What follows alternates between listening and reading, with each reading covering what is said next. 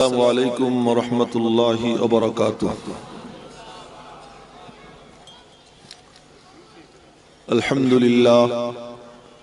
لله نحمده ونستعينه ونستغفره ونؤمن به ونتوكل عليه ونعوذ بالله من شرور أنفسنا ومن سيئات أعمالنا من يهده الله فلا مضل له ومن يضلله فلا هادي له ونشهد أن لا إله إلا الله وحده لا شريك له ونشهد أن سيدنا وسندنا ونبينا وحبيب ربنا وطبيب قلوبنا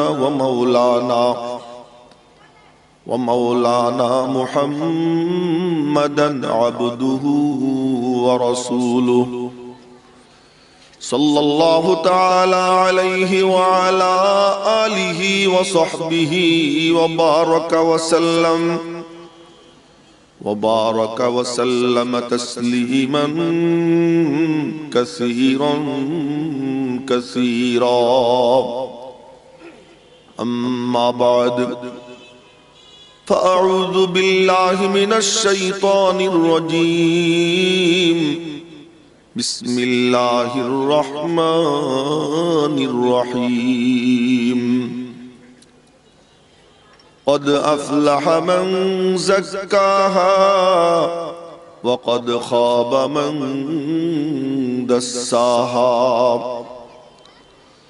وقال النبي الصادق المصدوق صلى الله عليه وسلم إنما بعثت لأتمم مكارم الأخلاق أو كما قال عليه الصلاة والسلام صدق الله مولانا العظيم وصدق رسوله النبي الأمي الكريم ونحن على ذلك لمن الشاهدين والشاكرين والحمد لله رب العالمين. खुदा दर इंतज़ारे हमद मानीस मुहम्मद चश्मे बर्राहे सनानीस मुहम्मद हामिले हमदे खुदा बस खुदा मदह आफरी मुस्तफा बस मुहम्मद अज तुमी खाहम खुदारा खुदाया अज तुहुब्बे मुस्तफारा अल्लाहुम्मा सल्लि अला मुहम्मद व अला आलि मुहम्मद कमा सल्लैता अला इब्राहीम व अला आलि इब्राहीम इन्नका हमीदुम मजीद अल्लाहुम्मा बारिक अला मुहम्मद व अला आलि मुहम्मद कमा बारकता अला इब्राहीम व अला आलि इब्राहीम इन्नका हमीदुम मजीद। मरहुम अलहाज अमीनुद्दीन खंदकार रहमतुल्लाहि अलैहि ও খন্দকার বংশের সকল মরহুম মরহুমাদের রুহের মাগফিরাত কামনার উদ্দেশ্যে আয়োজিত তৃতীয় বার্ষিক ওয়াজ ও দোয়া মাহফিলের মাননীয় সভাপতি, উম্মতের অভিভাবক মুহতারাম হযরত উলামায়ে কেরাম, সম্মানিত দিন দরদি ভাইয়েরা, আমার ছাত্র যুবক বন্ধুরা, কচি কাঁচা বাচ্চারা, পর্দার অন্তরালের মা ও বোনেরা, আমরা যে আজ জলসায় আসছি আমাদের ভিউটা কি, মানসিকতা কি? যার যেমন মানসিকতা রব্বুল আলামিনের ফয়সালা তার জন্য তেমন হয়। এক সাহাবী নবীজিকে ওযু করাইতেছে, তো ওযু করানোর খেদমতটা কিন্তু খুব কঠিন, এটা যাদের উপলব্ধি আছে তারা জানবেন। এখন তো একটু বুড়ো হয়ে গেছি, বিভিন্ন জায়গায় মাহফিলে যাই, কোন কোন সময় জোর করে ওযুর পানি কেউ কেউ ঢেলে দেয়, নিষেধ করি তারপরেও ঢেলে দেয়, কিন্তু ঢেলে দিতে গেলে বড় বিপদে পড়ে যায়। আমি চাই যে আর একটু নিচের থেকে ঢালুক, তা হাত উপরে উঠেই সে বদনা আরো উপরে উঠে, তা আমি হাত নিচে নামাই, ও বদনা আরো নিচে নামাই। তো একটা মানে আপনার দূরত্ব কতটুকু রাখবে এটা খাদেম বুঝতে পারে। তো সাহাবী নবীজিকে ওযু করাইছে, এত চমৎকার ভাবে ওযুটা করাইছে, তো নবীজি খুশি হয়ে গেছে। খুশি হয়ে বললেন, সাল তোতা, তুই কি চাবি চা, তোরে দেওয়া হবে। বলবেন না সাল্লাল্লাহু আলাইহি ওয়াসাল্লাম, নবীজির নাম দিলাম, বলবেন না সাল্লাল্লাহু আলাইহি ওয়াসাল্লাম। তো নবীজি বলছেন, তুই চা কি চাবি। তো নবীজি কি দেওয়ার মালিক না দেওয়ার মালিক? আল্লাহ। জোরে বলেন, কে দেওয়ার মালিক? তো নবীজি বলেন, কেমনে? তুই যা চাবি তাই পাবি। বুঝা গেল ওই মুহূর্তে আল্লাহ পাক নবীজিকে লাইসেন্স দিয়ে দিয়েছেন যে এখন তুমি যা বলবা তাই হবে। সুবহানাল্লাহ। বলতে গবেষণা করে বলবো কি বলবো না, এটাও কোনো গবেষণার জিনিস হলো? বলেন না সুবহানাল্লাহ। আমারে যদি আজকে কোন বড় বুজুর্গ বলতো তুই কি চাবি চা, আমি বলতাম কি আমার একখান হেলিকপ্টার নেই, খুব বিপদে আছে।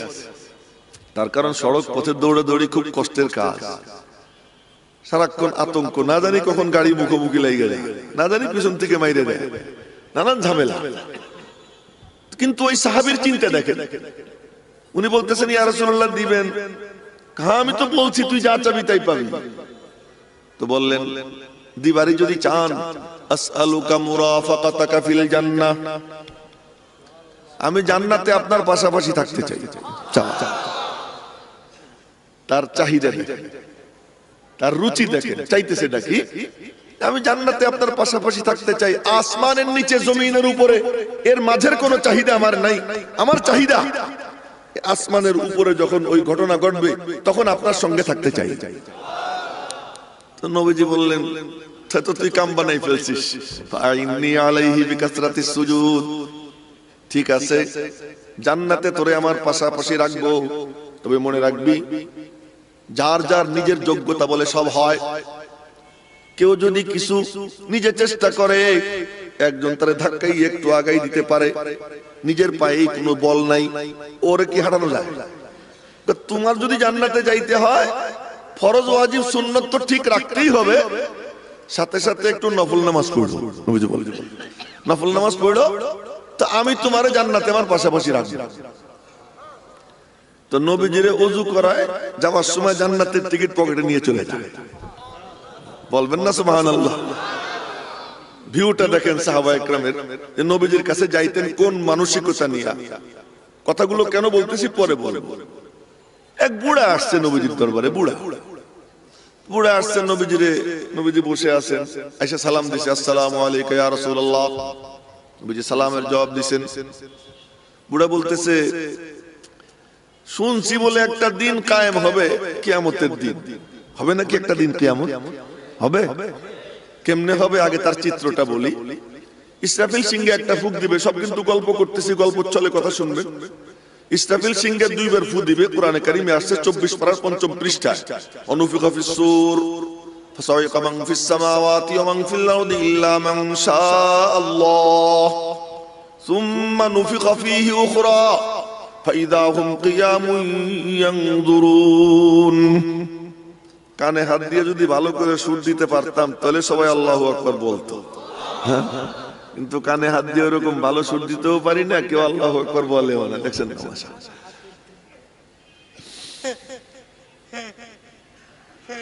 আচ্ছা, অনুফিকা ফিস সূর, ইসরাফিল বসে আছে একটা জায়গায়, আরশে আজিম থেকে একটু দূরে ইসরাফিল এক জায়গায় বসা, আমার দিকে দেখবেন এইভাবে বসা, সিংহা মুখের মধ্যে দেওয়া। ইলতাকামাস সূর, সহিহ হাদিসে আসছে সিংহা মুখের মধ্যে গ্রাস বানাইয়া রাখছে, মুখের মধ্যে দিয়ে রাখছে। আসকালিতান ওয়া রাফালিতান, এক কান নিচের দিকে এক কান উপরের দিকে। নবীজি মেরাজে যাওয়ার সময় দেখেন যে বসে আছে, কান একটা নিচের দিকে একটা উপরের দিকে, বড় বড় দুই চোখ এমন করে, একবার চোখ নিচের দিকে একবার চোখ উপরের দিকে। নবীজি জিজ্ঞাসা করলেন, জিবরাইল এটা কে আর কি করতেছে? জিবরাইল বললেন, হাদা ইসরাফিল, এই ইসরাফিল। কান একটা নিচের দিকে একটা উপরের দিকে, মনোযোগ দিয়ে শুনতে গেলে এখানে কেউ কোনো কথা বলতেছে, মনোযোগ দিয়ে শুনবো, তো কি করি? এমন ঠিক ইসরাফিল এমন ভাবে কান একটা নিচের দিকে একটা উপরের দিকে, মনোযোগ সহকারে শোনার অপেক্ষায় আছে। আসকা চোখ নিচে করে উঁচু করে জিবরাইল বললেন, উপরের দিকে তাকায়, হুকুমের অপেক্ষায়। নিচের দিকে তাকায়, সিংহের পজিশন ঠিক আছে কিনা। সিংহে যে দিছে ধরছে, পজিশনটা ঠিক আছে কিনা নিচের দিকে তাকাইয়া দেখে। উপরের দিকে তাকায়, হুকুমের অপেক্ষায়। যখন হুকুম হবে ফু দিবে। রব্বুল আলামিন বলেন অনুফিখা, ফু দেওয়া হয়ে গেছে মনে করে, নির্দেশ দেওয়া আছে, সময় হইলেই ফু দিবে। ফু দিলে কি হবে? সব মরবে, মরার ধরন আলাদা। আপনারা দেখছেন কোন ফল পাকে যখন শক্ত হয়, কোন ফল পাকে যখন রঙিন হয়, কোন ফল পাকে যখন নরম হয়। এক একটা ফল পাকার এক এক ধরন। আল্লাহ পাকের যত মখলুক আছে, এসব মখলুকের মরার এক একটার এক এক ধরন। কোরআনে কারীমে আল্লাহ তাআলা ইরশাদ ফরমান, ইদাস সামাউ ফাতারাত وإذا الكواكب انتثرت وإذا البحار فجرت إذا الشمس كورت وإذا النجوم انكدرت وإذا الجبال سيرت القارعة ما القارعة وما أدراك ما القارعة يوم يكون الناس كالفراش المبثوث وتكون الجبال كالعهن المنفوش। আল্লাহ পাক বলেন আসমান মরবে, জমিন মরবে, সূর্য মরবে, চন্দ্র মরবে, পাহাড় তুলো ধুনো হয়ে তুলার মতো উঠতে থাকবে, মানুষগুলো কালফারাশিল মাবসুস, এই যে ছোট্ট ছোট্ট পোকা, এটা যেমন ওড়ে ওই রকম ভাবে উঠতে থাকবে। মেরে মোহতারাম ভাইও, একটা একটা করে মরতে মরতে সব লয় হয়ে যাবে, ক্ষয় হয়ে যাবে, সব মরবে। রব্বুল আলামিন আরশে আজিমের উপর সমাসীন, বলেন না আল্লাহু আকবার। সব মরবে, আরশে আজিমের উপর সমাসীন। পাশেই আজরাইল দাঁড়ানো থাকবে। আপনারা যারা ওইদিকে আছেন দাঁড়াই রয়েছেন, একটু অনুরোধ করবো, এই বাম দিকে জায়গা একটু খালি আছে, এসে বসে গেলে ভালোই হবে, খারাপ হবে না। এসে গেলে বসলে ভালো হবে। তার কারণ এই জলসার মধ্যে কত নেক বান্দা রয়েছে, তাদের গায়ে গায়ে মিশলে আল্লাহ পাক রব্বুল আলামিন রহমতের নজরে তাকাবেন না। এখানে অনেক ভালো ভালো বান্দারা আছে, এজন্য আইসা মজলিসের সাথে মিশে বসে যান। এটার মধ্যে খায়ের ও বরকত রাখছেন আল্লাহ পাক। তো বলতেছিলাম সব মরবে, মরার পর আল্লাহ পাক আরশে আজিমে সমাসীন। চিত্রটা সামনে আনেন, আরশে আজিমে রব্বুল আলামিন সমাসীন। ওই যে আজরাইল দাঁড়ানো, ওই যে জিব্রাইল মিকাইল দাঁড়ানো, ওখানে ইসরাফিলের মুখে সিংহে এখনো, আরশে আজিম উঁচু করে আছে ফেরেশতারা।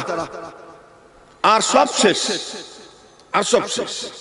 রব্বুল আলামিন ডাক দিবেন, আজরাইল, জি মালিক, আর কে বাকি আছে? আজরাইল দেখাবে, ওই যে জিবরিল মিকাইল, ওই যে ইসরাফিল, আর এই যে আরশ বহনকারী ফেরেশতারা, আর এই যে আমি। রব্বুল আলামিনকে বলবেন, আল্লাহ পাক বলবেন মারো জিবরাইল মিকাইল। তো আরশ বহনকারী ফেরেশতারা চিৎকার দিয়ে উঠবে, ও মালিক, জিবরাইলকেও মারবা? জিবরাইল আরশে আজিমের পাশে থাকে, আরশ বহনকারী ফেরেশতাদের সাথে তার খুব সখ্যতা, ভালো সম্পর্ক। কোরআনে কারীম বহন করে ওই আরশে আজিমের পাশের থেকে রব্বুল আলামিনের দরবার থেকে তেলাওয়াত শুনে আয়াত কাঁধে নেয় আর নিয়ে জমিনে আসে। আরশে আজিমের ফেরেশতাদের সঙ্গে নিয়মিত তার দেখা হয়, কথা হয়। তো ওই ফেরেশতারা বলবে, এ রব্বে করিম,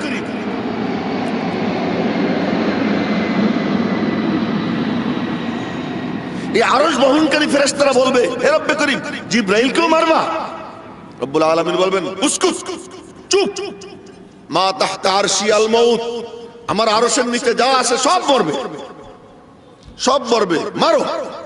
জিবরাইল মিকাইল ধাম করে পড়ে যাবে। রব্বুল আলামিন হুকুম করবেন, মারো ইসরাফিলকে।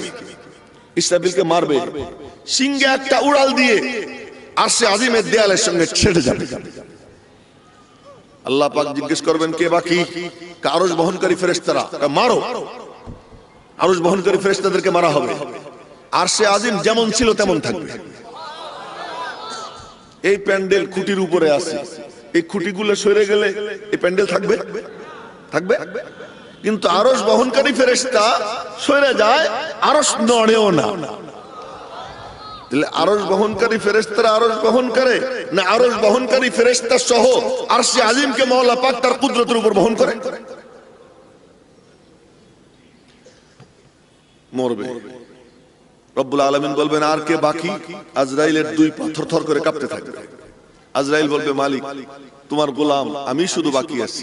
রব্বুল আলামিন বলবেন তুইও মর। আজরাইল একটা চিৎকার দিবে, ওই চিৎকার মাশরিক থেকে মাগরিব, শিমাল থেকে জুনুব, পূর্ব থেকে পশ্চিম, উত্তর থেকে দক্ষিণ সব জায়গায় আজরাইলের আওয়াজ যাবে। এক চিৎকার দিয়ে আজরাইল মরবে। মরার পর আরশে আজিমের উপর বাকি থাকবেন একমাত্র আল্লাহ। জোরে বলেন না একমাত্র বাকি থাকবেন কে? কোরআনে কারীম সূরা রহমানে আল্লাহ পাক বলেন কুল্লু মান আলাইহা ফান ওয়া ইয়াবকা ওয়াজহু রাব্বিকা যুল জালালি ওয়াল ইকরাম ফাবিআইয়ি আলাই রাব্বিকুমা তুকাযযিবান। সব ফানি একমাত্র বাকি হলেন আল্লাহ। সব নিশেষ একমাত্র অবশিষ্ট কে? আরো জোরে বলেন না কে? আল্লাহ। রব্বুল আলামিন বলবেন লিমানিল মুলকুল ইয়াউম, আজকের রাজত্ব কার? কেউ থাকলে না জবাব দিবে? আসেনি কেউ? জবাব দেওয়ার মতো কেউ আছে? কেউ নাই। আল্লাহ পাক জিজ্ঞেস করবেন লিমানিল মুলকুল ইয়াউম, আজকের রাজত্ব কার? কোনো সাড়া শব্দ নাই। আবার নিজে নিজেই জবাব দিবেন লিল্লাহিল ওয়াহিদিল কাহ্হার, একমাত্র ভয়ানক রাগী আল্লাহর রাজত্ব। রব্বুল আলামিন জানি না কতদিন, হাদিসে আসছে আরবাউন। আরবাউন মানে 40। ইয়াউমানও নাই, শাহরানও নাই, সানাতানও নাই। ইয়াউমান হইলে 40 দিন, শাহরান হইলে 40 মাস, সানাতান হইলে 40 বছর। দুই সিঙ্গার মাঝে কত ডিসটেন্স? হাদিসে আসছে আরবাউন। হাদিসের বর্ণনাকারী হযরত আবু হুরায়রা, উনি বলেন মা বাইনান নাফকাতাইনি আরবাউন, দুই সিঙ্গার মাঝে 40। আবু হুরায়রা সাগরেদ জিজ্ঞেস করে হযরত 40 দিন? আবু হুরায়রা বলেন আবাইতু, আমি জানি না। 40 মাস? আমি জানি না। 40 বছর? আমি জানি না। আমি জানি 40। এখন আল্লাহ জানে কয়দিন। দুই সিঙ্গার মাঝে 40। এই 40 যাওয়ার পর আল্লাহ পাক ইসরাফিলকে চিন্তা করবেন, সিঙ্গা উড়াল দিয়া ইসরাফিলের মুখে যাবে, হুকুম হবে ফু দাও। ইসরাফিল ফু দিবে। ফু দেওয়ার পর ফাইদা কুল ওয়াহুম মিন কুল্লি হাদাবি ইয়ানসিলুন, কবর থেকে বের হবে, পাহাড় থেকে বের হবে, জঙ্গল থেকে বের হবে, যেখানে আছে সেখান থেকে বের হবে। আর বের হয়ে দাঁড়াইয়া আমার দিকে দেখেন, আল্লাহ পাক বলতেছেন ফাইদা হুম কিয়ামুন ইয়ানজুরুন, এই চোখ ডলাডলি করবে, কোথায় আসলাম, কোথায় ছিলাম, ডলাডলি করবে, এদিক ওদিক দেখবে। এই সময়ের বর্ণনা দিতে গিয়ে নবীজি বলেন সর্বপ্রথম কবর ফুঁড়ে আমি বের হব। ডান পাশে আবু বকর, বাম পাশে ওমর। আমি হাসরের ময়দানের চিত্রটা খুব সংক্ষেপে আপনাদের সামনে আনতেছি, মনোযোগ দিয়ে শুনেন। ডান পাশে আবু বকর, বাম পাশে ওমর। দুইজনের দুই হাত হাতে নিয়া নবীজি রওনা দিবার যাবেন। রব্বুল আলামিন বলবেন মাহবুব দাঁড়াও, তোমাকে আমি হাঁটাইয়া আনবো না, তোমার জন্য আমি যানবাহন পাঠাইতেছি। যানবাহন আসবে, যানবাহনের রশি পড়ে থাকবে। রশি কে ধরবে? মনে মনে ভাববে সবাই আবু বকর ধরে না ওমর ধরে না উসমান ধরে না আলী ধরে, কে ধরে দেখি। হায় হায়, হঠাৎ করে দেখা যাবে নবীজির কদম মুবারকের কাছ থেকে মাটি ফুঁড়ে বেলাল হাফসি দাঁড়াইয়া যাবেন। লাগাম ধরে ধরে বেলাল আগে আগে যায়, আর নবীজি হাসরের ময়দানে রওনা হন। হাসরের ময়দানে যাবেন। হাসরের ময়দানে সবাই ল্যাংটা, কারো পরনে কোনো কাপড় থাকবে না। নবীজিও ল্যাংটা, ইব্রাহিম আলাইহিস সালামও ল্যাংটা, সব নবীরা ল্যাংটা। এর বর্ণনা নবীজি দিবেন। আম্মা জান আয়েশা বললেন ইয়া রাসূলুল্লাহ আন-নাসু ইয়ানজুরু বাযুহুম ইলা বায, একজন আরেকজনকে দেখবে। নবীজি বললেন আয়েশা আল আমরু আসাদ্দু মিন যালিক, তুমি বুঝতে পারোনি, বিষয় এর থেকেও ভয়াবহ, অনেক কঠিন, কল্পনা আসবে না কারো একজন আরেকজনের দিকে তাকায় না।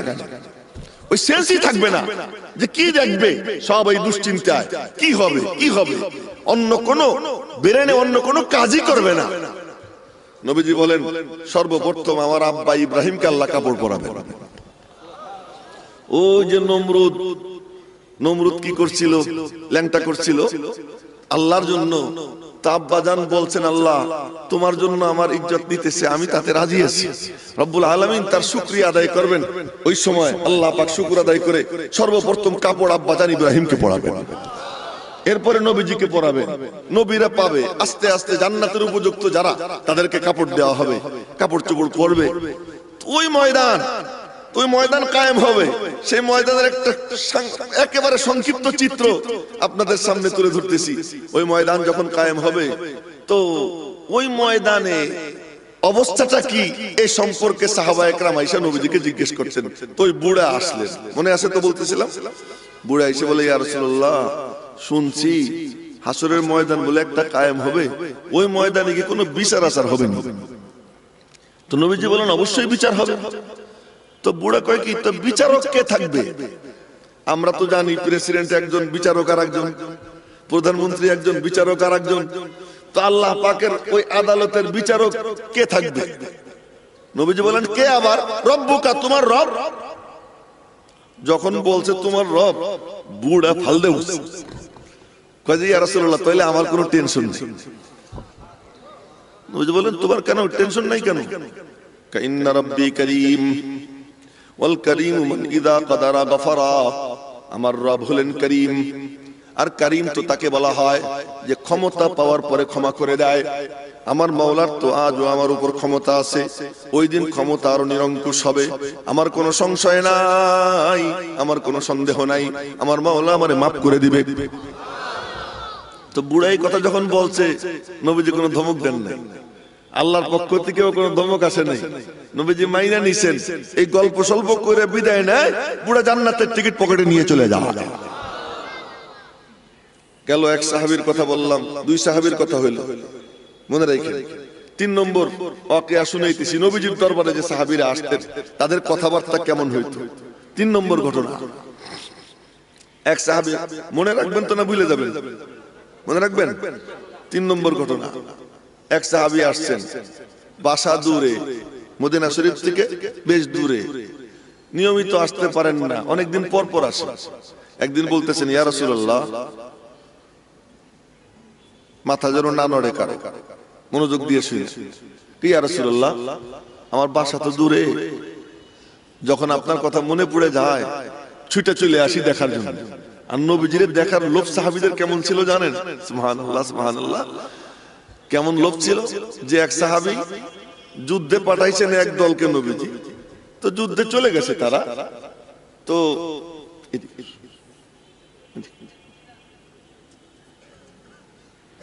যুদ্ধে রওনা হয়ে গেছে, নামাজের টাইম, নবীজি নামাজে দাঁড়াইছে, ইমামত শেষ করছেন, ইমামত শেষ করে ঘুরছেন, ঘুরে সাহাবায়ে কেরামের দিকে তাকাইয়া দেখেন, ওরে দেখা যায় এই তোমার না যুদ্ধে পাঠাই দিছি।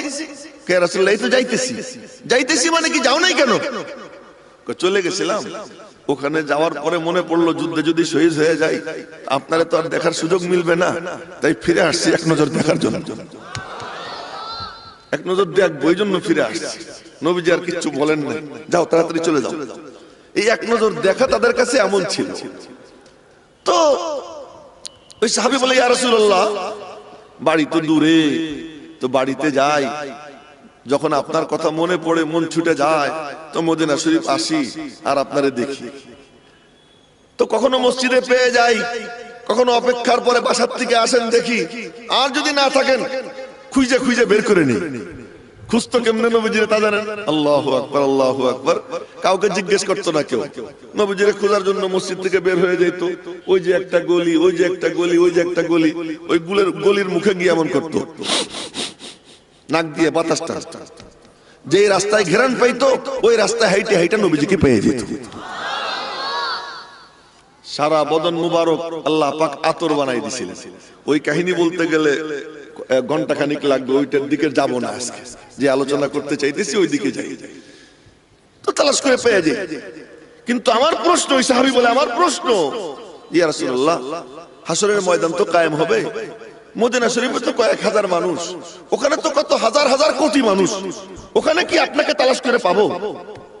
দেখেন তো ভিউটা কি, তাদের চিন্তা কি, তাদের চেতনা কি, তাদের মন মনন কি। কেন এই মন মনন হওয়ার কারণে দুনিয়ায় বিচরণরত অবস্থায় রব্বুল আলামিনের পক্ষ থেকে বলা হয়, মাহবুব তোমার সঙ্গী সাথী যে কয়জন আছে একজনও বাদ নাই, সবার পকেটে আমি আল্লাহ জান্নাতের টিকিট দান করে দিছি। মন এমন।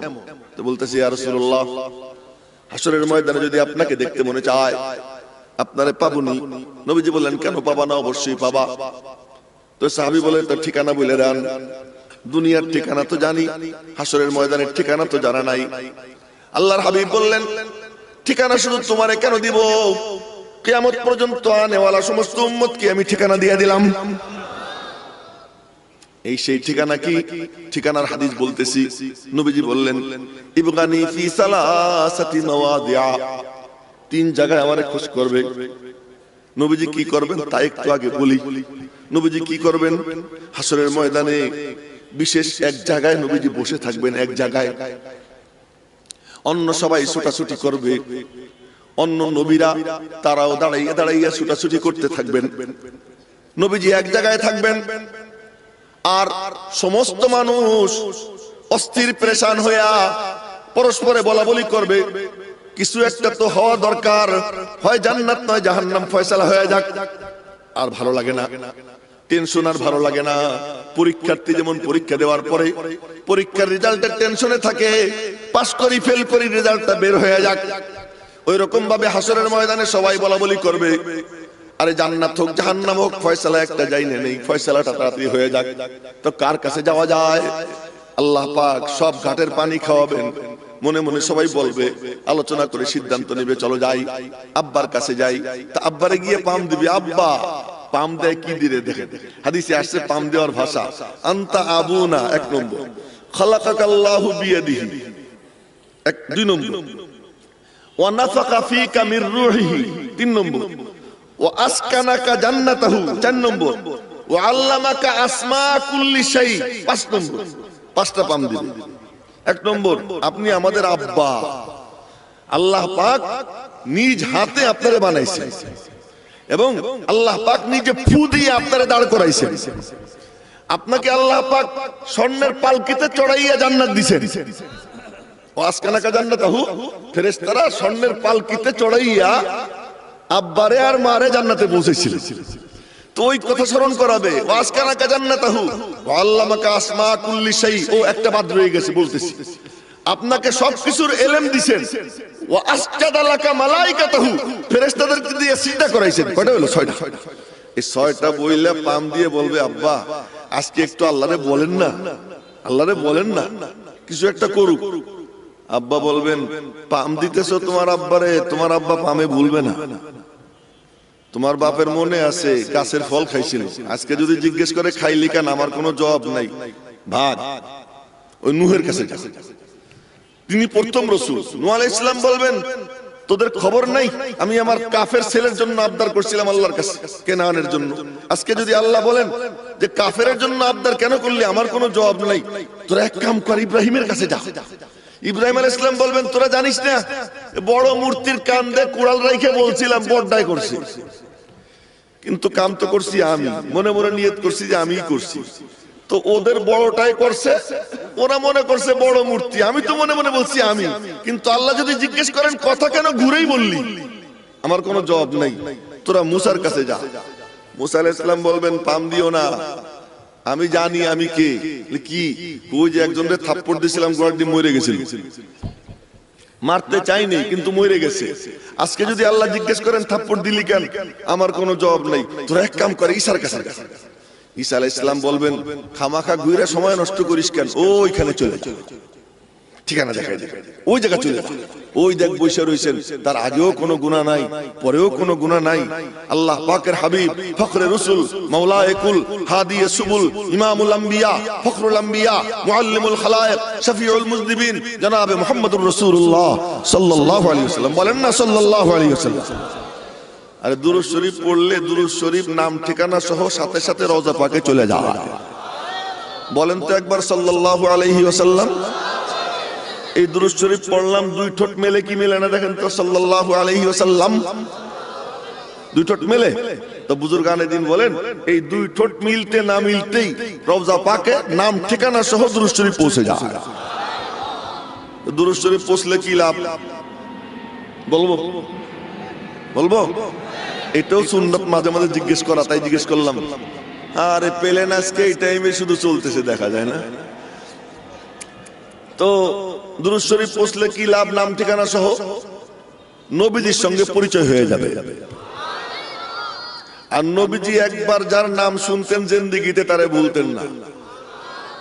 এখন স্মরণ শক্তি বাড়ছে না কমছে? রওজা পাকে ইন্তেকালের পরে নবীজি দুনিয়ার থেকে যে কবরে গেছেন, কবর শরীফে যাওয়ার পরে কি স্মরণ শক্তি কমে গেছে না আরো বাড়ছে? আরো বাড়ছে। তো যদি আমি এই মজলিসের মধ্যে 10 বার দুরূদ শরীফ পড়ি, 10 বার নাম ঠিকানা সহ যাবে কি যাবে না? তো গেলে আমার সঙ্গে একটা পরিচয় হবে না? তো পরিচয় হইলে কি লাভ? এই লাভের এক হাদিস শুনে আপনাদেরকে, আজীব গরীব হাদিস, যে পরিচয় হইলে কি লাভ।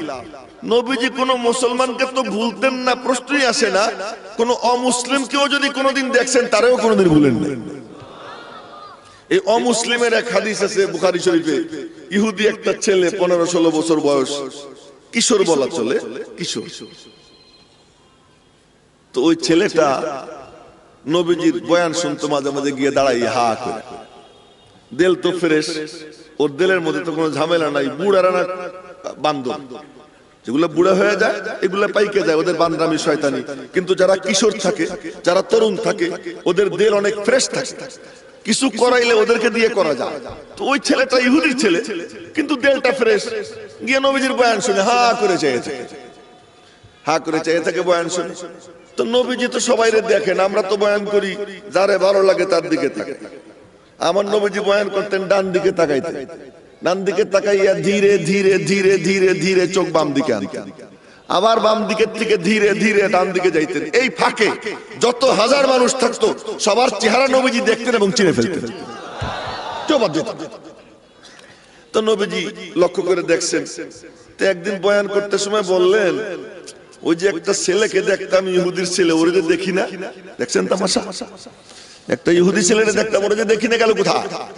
তো এক সাহাবী বলে, ইয়া রাসূলুল্লাহ, তা আমি একটু খোঁজ নিয়ে আসি। তো যাও, খোঁজ নিয়ে আসি। আইসে বলে, ইয়া রাসূলুল্লাহ, ওর তো জ্বর। আমরা তো জ্বর মনে করবো, জ্বর এমন কি রোগ? মদিনা শরীফের জ্বর, এটা যার হয় তার মনে হয় যেন মউত সামনে দেখা যায়। তো নবীজি বললেন, চলো তো ওরে দেখে আসি। দেখতে গেছে। তো নবীজি গেলে কি একা যাইতেন না সাথে সাহাবীরা যাইতেন? শুধু কি সাহাবীরা নি, ফেরেশতাদের প্রোটোকল অফিসাররাও সাথে যেতেন। নবীজি হাঁটতে সময় কোন কোন সাহাবী সাদাসিধা নবীজির গায়ে লাইগে লাইগে হাঁটতে চাইতো, যে কাছাকাছি থাকি, বরকত নিব। নবীজি বলতেন, একটু গ্যাপ দাও, একটু পিছে পিছে হাঁটো, একটু ডাইনে বামে সরে যাও।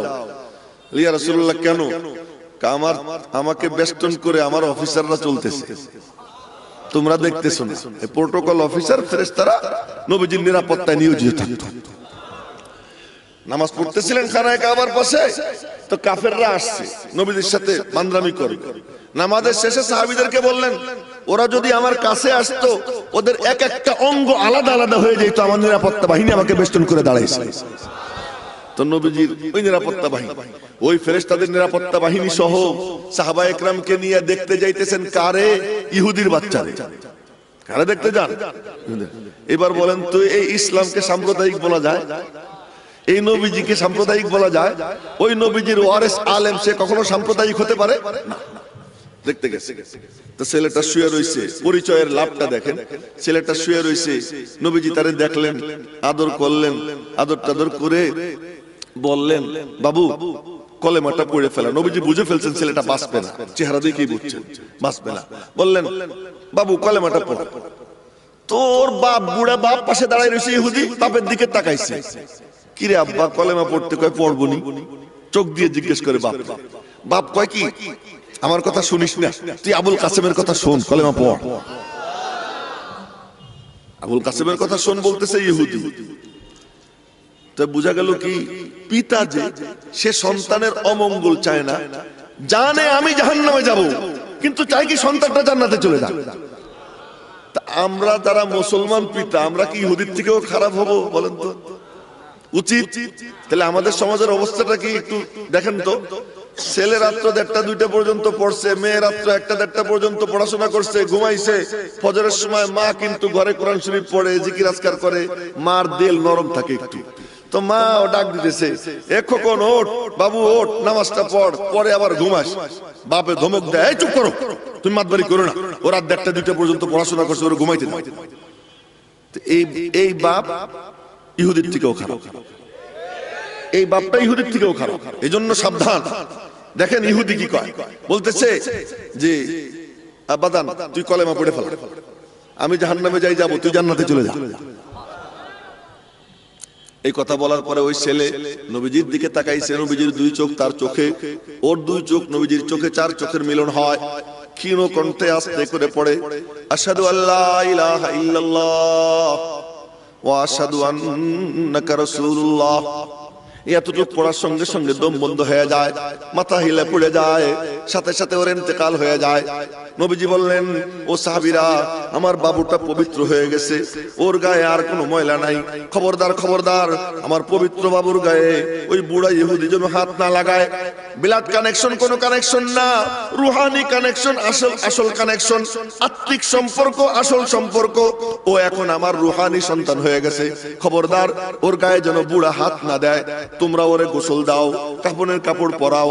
সাহাবা একরাম গোসল দিলেন, কাফনের কাপড় পরাইলেন। নবীজি জানাজা পড়লেন, জানাজা পড়ে কবরে শোয়ানো হয়। কবরে শোয়ানোর পর এরপর নবীজি একটু দূরে সইরা মুরাকাবায় বসছেন। মুরাকাবার থেকে চোখ খুইলা মুস্কি মুস্কি হাইসা দিছেন। সাহাবা একরাম আরজ করলেন, ইয়া রাসূলুল্লাহ, কি দেখতেছিলেন? নবীজি বললেন, দেখতেছিলাম আমার বাবুটা কি করে। দেখলাম আমার বাবুটা জান্নাতে ঘোরাঘুরি করতেছে। ওই অতটুকু নবীজি স্মরণ রাখা, নবীজির স্মরণ রাখা, এই স্মরণ রাখার বরকতে আল্লাহ পাক রব্বুল আলামিন ওই ছেলেটার ইন্তেকালের আগে নবীজিকে তার কাছে পাঠাইয়া দিয়েছেন। যদি এই স্মরণ না রাখতেন, এই পরিচয় না হইতো, ওর কপালে ঈমান হইতো। তা আজকে যদি আমার নাম ঠিকানা যায়, তো আমার নাম নবীজির স্মরণ থাকবে কি থাকবে না?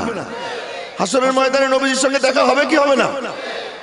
কার কার বিশ্বাস আছে নবীজির সঙ্গে দেখা হবে হাসরের ময়দানে? বিশ্বাস আছে না? নামান হাত নামান। তো দেখা যখন হবে, কথাও তো হবে না? বলেন না আল্লাহু আকবার। দেখা যখন হবে, কথাও তো কি হবে, নবীদের সাথে কথা হবে। নবীদের সাথে কথা হবে কি? সহিহ হাদিস, আল্লাহ পাক এর সঙ্গে দেখা হবে। নবীজি বলেন, কেউ বাদ থাকবে না, তোমাদের প্রত্যেকের সঙ্গে আল্লাহ পাক সরাসরি নিজে কথা বলবে। একটু কল্পনা করেন তো, খালেক প্রত্যেক বান্দার সাথে আলাদা আলাদা কথা বলবে, প্রত্যেক বান্দা বান্দির সাথে। তো ওই সময়টার বিশ্বাস যদি থাকে, তাহলে বান্দা নিজেরে কেমন ভাবে বানাইতে পারে বলেন তো? আমরা বলি ঈমান আছে, কিন্তু আসলে কিন্তু ওই পর্যায়ের ঈমানটা নাই। ওই পর্যায়ের ঈমান থাকলে কি সুদ ধরবো? ওই পর্যায়ের ঈমান থাকলে কি ঘুষ ধরবো? ওই পর্যায়ের ঈমান থাকলে কি আমি প্রতারণা করব? ওই পর্যায়ের ঈমান থাকলে কি আমি নামাজ কাজা করব? ওই পর্যায়ের ঈমান থাকলে কি পিতামাতার সঙ্গে দুর্ব্যবহার করব? ওই পর্যায়ের ঈমানটা কি নাই। এই জন্য খুব চেষ্টা করা যে যেটা শুনি দিলের কান দিয়ে শুনবো, এবং এর উপরে যেন আল্লাহ পাক আমার ঈমানটাকে মজবুত করে দেয়। তো নবীদের সঙ্গে দেখা হবে, কথা হবে। সে কথার সময় নবীজি জিজ্ঞেস করবেন না, কিরে তোর নাম কি? নাম, বাপের নাম। আর যদি বলেন এটা কি সোলমাইদ না নূরের ভাটারা, নূরের চালা হোক, ভাটারা হোক, যেটাই হোক, এ বলার সাথে সাথে নবীজি বলবেন, আরে আমি তোরে চিনি। এর নাম ঠিকানা বলার সাথে সাথে বলবেন। ওই পরিচয় যদি হয়ে যায়, আর কোনো টেনশন থাকবে না। এক হাদিসে আসছে, ইন্না আকরাবাকুম ইলাইয়া ইয়াউমাল কিয়ামাহ আকসারুকুম সালাতান আলাইয়া। কিয়ামতের দিন আমার বেশি নিকটে সে থাকবে যে আমার উপর বেশি বেশি দুরূদ শরীফ পড়বে। রাজি আছেন ইনশাআল্লাহ দুরূদ শরীফ পড়তে? কে কে রাজি আছি হাত উঁচু করে দেখাই। আল্লাহ তুমি হাতগুলো কবুল করে নাও। দুরূদ শরীফ তো পড়ি, কিন্তু পড়ি হলো আল্লাহুম্মা সাল্লিয়া। মাথা জ্বলা শুরু হয়ে গেছে অনেকের, দেখছেন মাথা জ্বলা শুরু হয়ে গেছে। এই দুরূদ শরীফ খুব পড়ি, কিন্তু সাহাবীওয়ালা দুরূদ, ফেরেশতাওয়ালা দুরূদ, বুজুর্গানে দ্বীনের দুরূদ, মেড ইন মদিনা দুরূদ, এই দুরূদ কিন্তু পড়ি না। এই সাদা মাটা দুরূদ শরীফ সাল্লাল্লাহু আলাইহি ওয়াসাল্লাম, প্রত্যেক হাদিসের কিতাবে নবীজির নাম আসছে, যতবার আসছে অতবার লেখা সাল্লাল্লাহু আলাইহি ওয়াসাল্লাম। পড়বো তো এই দুরূদ শরীফটা ইনশাআল্লাহ। এই দুরূদ শরীফ যে পড়ে তার নাম একটা লিস্টে উঠে, যেই লিস্টের দিকে সে তাকাইলে দেখবে তার উপরের নাম কার নাম হাফেজজি হুজুরের নাম, তার উপরের নাম কার নাম পীরজি হুজুরের নাম, সদস্য হুজুরের নাম, আশরাফ আলী থানভীর নাম, ফেদায়ে মিল্লাত মাদানির নাম, হুসাইন আহমদ মাদানির নাম। এই দেখতে দেখতে দেখবে আবু বকর, ওমর, উসমান, আলীর নাম, তালহা, জুবায়ের, সাদ ইবনে আবি ওয়াক্কাসের নাম, আয়েশা, খাদিজা, হাফসা, জয়নাব, উম্মুল মুমিনিনদের নাম, তার উপরে দেখবে স্বয়ং নবীজির নাম লেখা। ওই লিস্টের মধ্যে নাম উঠবে। তো ওই লিস্টে কে কে আমরা আমাদের নামটা উঠাইতে চাই? আজ এসে তো ইনশাআল্লাহ। আল্লাহ তুমি হাতগুলা কবুল করে নাও। নামায়েন না, হাত নামায়েন না, আল্লাহ তুমি হাতগুলা কবুল করে নাও। নামান হাত। কেন এরকম হাত উঠাইয়া ওয়াদা করাইলাম? হ্যাঁ, মনে মনে বলতেছি যদি এই লিস্টে নাম উঠে যায় তো তারে কে বাদ দেয় রে? এই লিস্টে যার নাম উঠবে, शनीदम के रोजे उम्मीद बीम बदारा बने का बेबख्शद करीम। আমি রাস্তা দিয়ে মাঝে মাঝে চলি, যখন নাকি খুব জ্যাম হয়ে যায়, গাড়ি আগে নিতে পারি না, হঠাৎ করে লক্ষ্য করি কোন ভিআইপি পারসন যাইতেছে পুলিশের প্রোটোকলে। তা আমি কৌশল করে ড্রাইভারে কই কি এই গাড়ির পিছে পিছে ছাড়, তা আর কোনো সমস্যা হয় না। একদিন খুব কঠিন অবস্থায় পড়লাম। এই ওই আগের এক আমলে একদিন খুব জ্বালাও পোড়াও ভাঙচুর হয়েছিল। ওই সময় ঢাকার বাইরে থেকে গাড়ি ঢাকায় ঢুকতে দিচ্ছিল। এর মধ্যে দেখি কি র্যাবের গাড়ি আর পুলিশের গাড়ি যেতেছে। আমি ড্রাইভারকে বললাম যে এর পিছে পিছে দে টান। তো টান দিচ্ছি, আমার গাড়িতে কেউ কিচ্ছু করে নাই, আমি ঢাকায় ঢুকে গেছি। তো কি ব্যাপার? এইরকম বিপদের সময় এই ভিআইপিদের পিছনে থাকলে আল্লাহ পাক তাকে দুনিয়াতে পার করে। ভিআইপিদের সঙ্গে যে সম্পর্ক রাখবে, আখিরাতে বিপদের দিনে আল্লাহ পাক তাকে সব বেড়া পার হয়ে জান্নাতে যাবার তৌফিক দিয়ে দিবে। এরে মুহতারাম ভাই, এজন্য বললাম নামটা লিস্টে উঠান, যে ওই লিস্টে আমার নাম চলে যাক, যে লিস্টের মধ্যে ওনাদের নাম। এজন্য সাল্লাল্লাহু আলাইহি ওয়াসাল্লাম পড়ব তো দুরূদ শরীফ ইনশাআল্লাহ। আচ্ছা, তো এবার লক্ষ্য করেন ওই সাহাবী বলে, ইয়া রাসূলুল্লাহ, হাসরের ময়দানে যদি আপনাকে তালাশ করতে মনে চায় কোথায় পাবো? নবীজি বললেন তাহলে ঠিকানা বলে দেই, শুধু তোরে না কিয়ামত পর্যন্ত আনেওয়ালা সমস্ত উম্মতের জন্য ঠিকানা। কি সেই ঠিকানা? একটা একটা করে মনে রাখবো। এক নম্বর, ইবগানি ফি সালাসাতি মাওয়াদিআ, আমারে তিন জায়গায় খোঁজ করবে। তিনটা ঠিকানা নবীজি বাতাইয়ে দিয়েছেন। ওই তিন ঠিকানার আগে ছোট্ট একটু কাহিনী না বললেই তো নয়।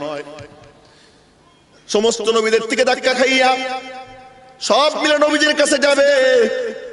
যাওয়ার পরে নবীজিকে কি দেখবো জানেননি?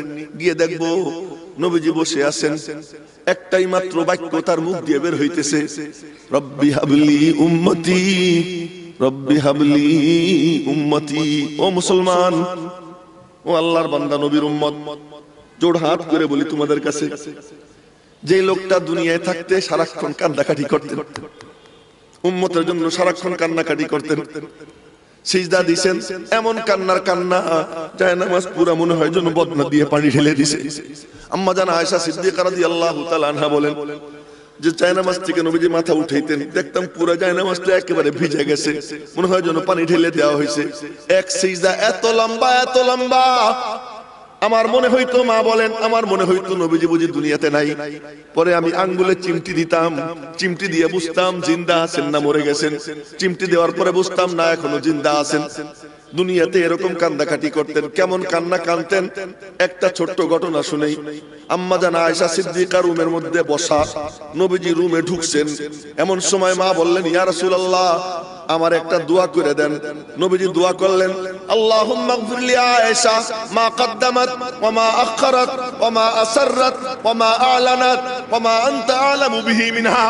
আল্লাহ তুমি আয়েশারে maaf করে দাও, তার আগের গুনাহ, তার পরের গুনাহ, তার গোপন গুনাহ, তার প্রকাশ্য গুনাহ, আর তার যে সমস্ত গুনাহ সম্পর্কে তুমি জানো সব তারে maaf করে দাও।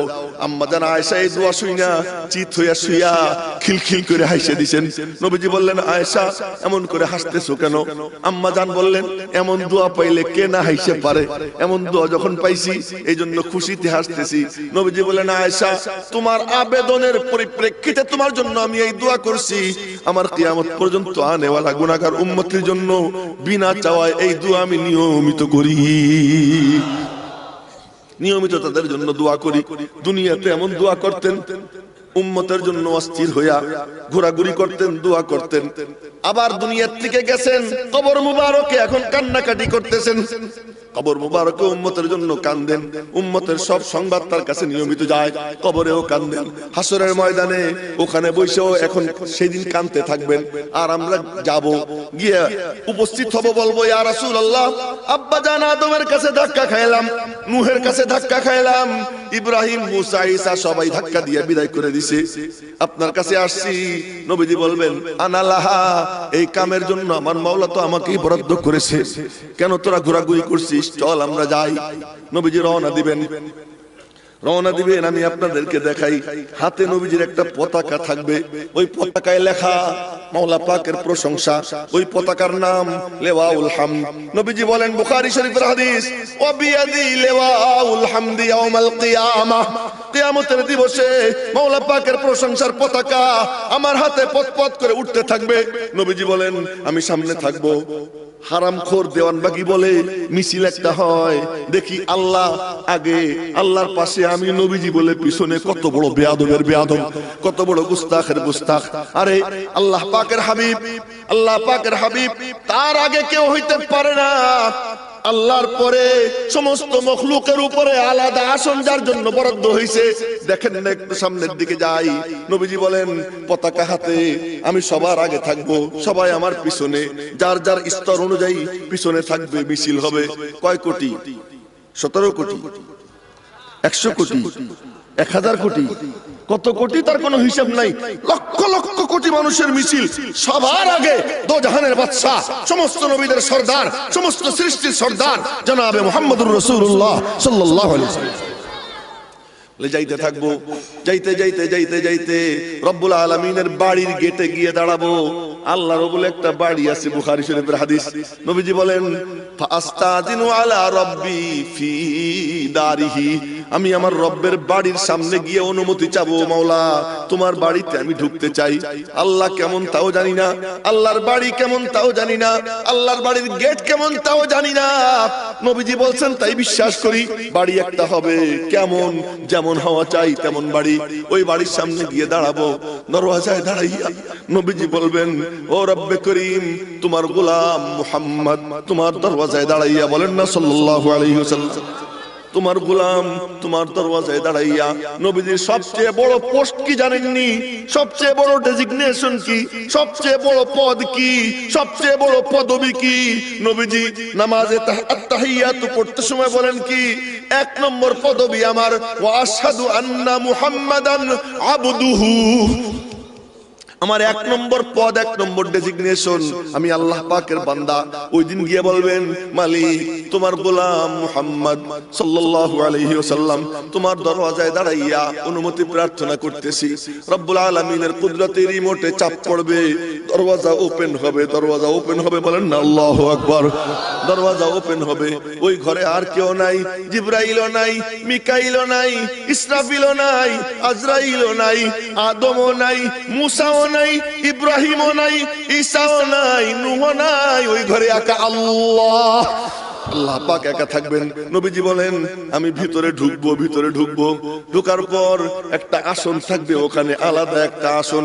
আযানের পরে আমরা দোয়া করি, ওয়াবআসু মাকামান মাহমুদান আল্লাযী ওয়া'আদতা, ওয়াবআসু মাকামান মাহমুদান আল্লাযী ওয়া'আদতা, ইন্নাকা লা তুখলিফুল মিআদ। আল্লাহ পাক দোয়া করা নবীজি আমাদেরকে শিখাই গেছেন, দোয়া করো মাকামে মাহমুদ, মাকামে মাহমুদ। নবীজির জন্য দোয়া করে।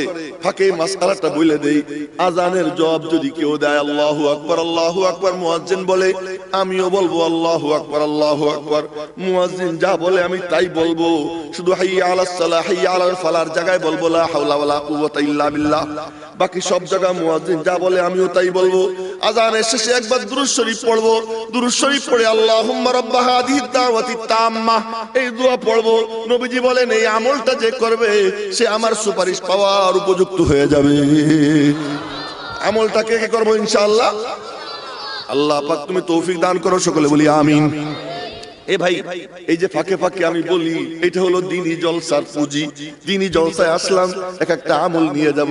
দুরূদ শরীফের আমল নিছি, এই আযানের পরে এই আযানের জবাব দিয়ে এই দোয়া পড়ার আমলটা নিয়ে গেলাম। হাদিসে যখন নবীজি বলছেন, নবীজির কথা সত্য না মিথ্যা? তিনি বলছেন সে আমার সুপারিশের উপযুক্ত হবে। কিয়ামতের দিন আমি বলতে পারবো আমি হাদিস শুনের উপরে আমল করছি। আর হাদিস শুনে যদি কেউ হাদিসের উপরে আমল করে, নবীজির কথার উপরে আস্থা রাখে, তার দাম কত, তার দাম কত। এক বুজুর্গের সঙ্গে আল্লাহ পাকের দেখা, তো রব্বুল আলামিন বললেন কি রে, তার নাম কিন্তু তার নামে আমার নাম, ওনার নাম হলো ইয়াহইয়া ইবনে আকসাম। এক বুজুর্গের সঙ্গে আল্লাহ পাকের দেখা, তার নাম ইয়াহইয়া ইবনে আকসাম। তো ইয়াহইয়া নাম, তো আল্লাহ পাক বললেন, আবার বললেন না যে ইয়া তুমি জানলা কই থেকে, তাই না? কারামাতুল আউলিয়া ইহকুন, বুজুর্গানে দ্বীনের কারামত সত্য।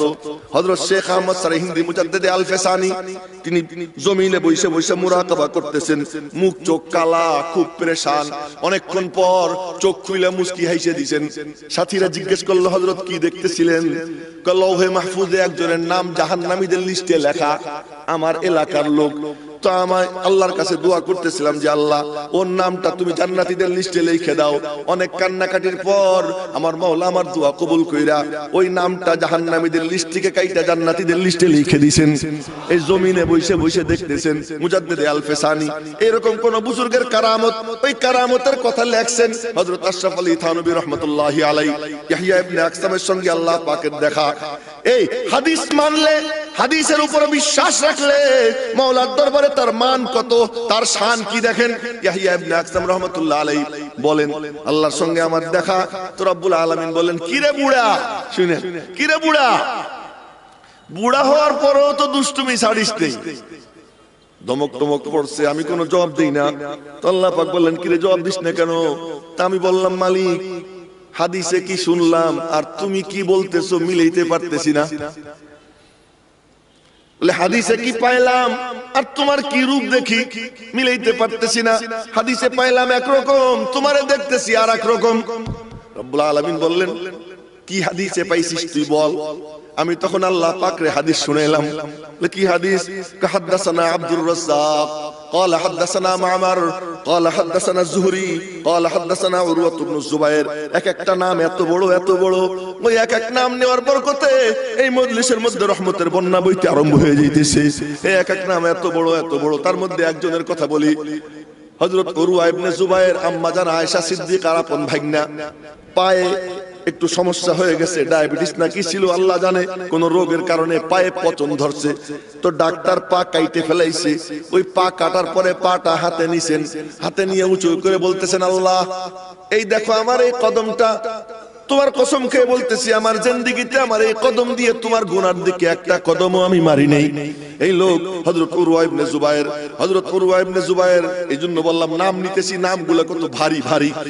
حدثنا عبد الرزاق قال حدثنا معمر قال حدثنا الزهري قال حدثنا عروة بن الزبير عن عائشة عن رسول الله صلى الله عليه وسلم عن جبرائيل عن ربه عز وجل।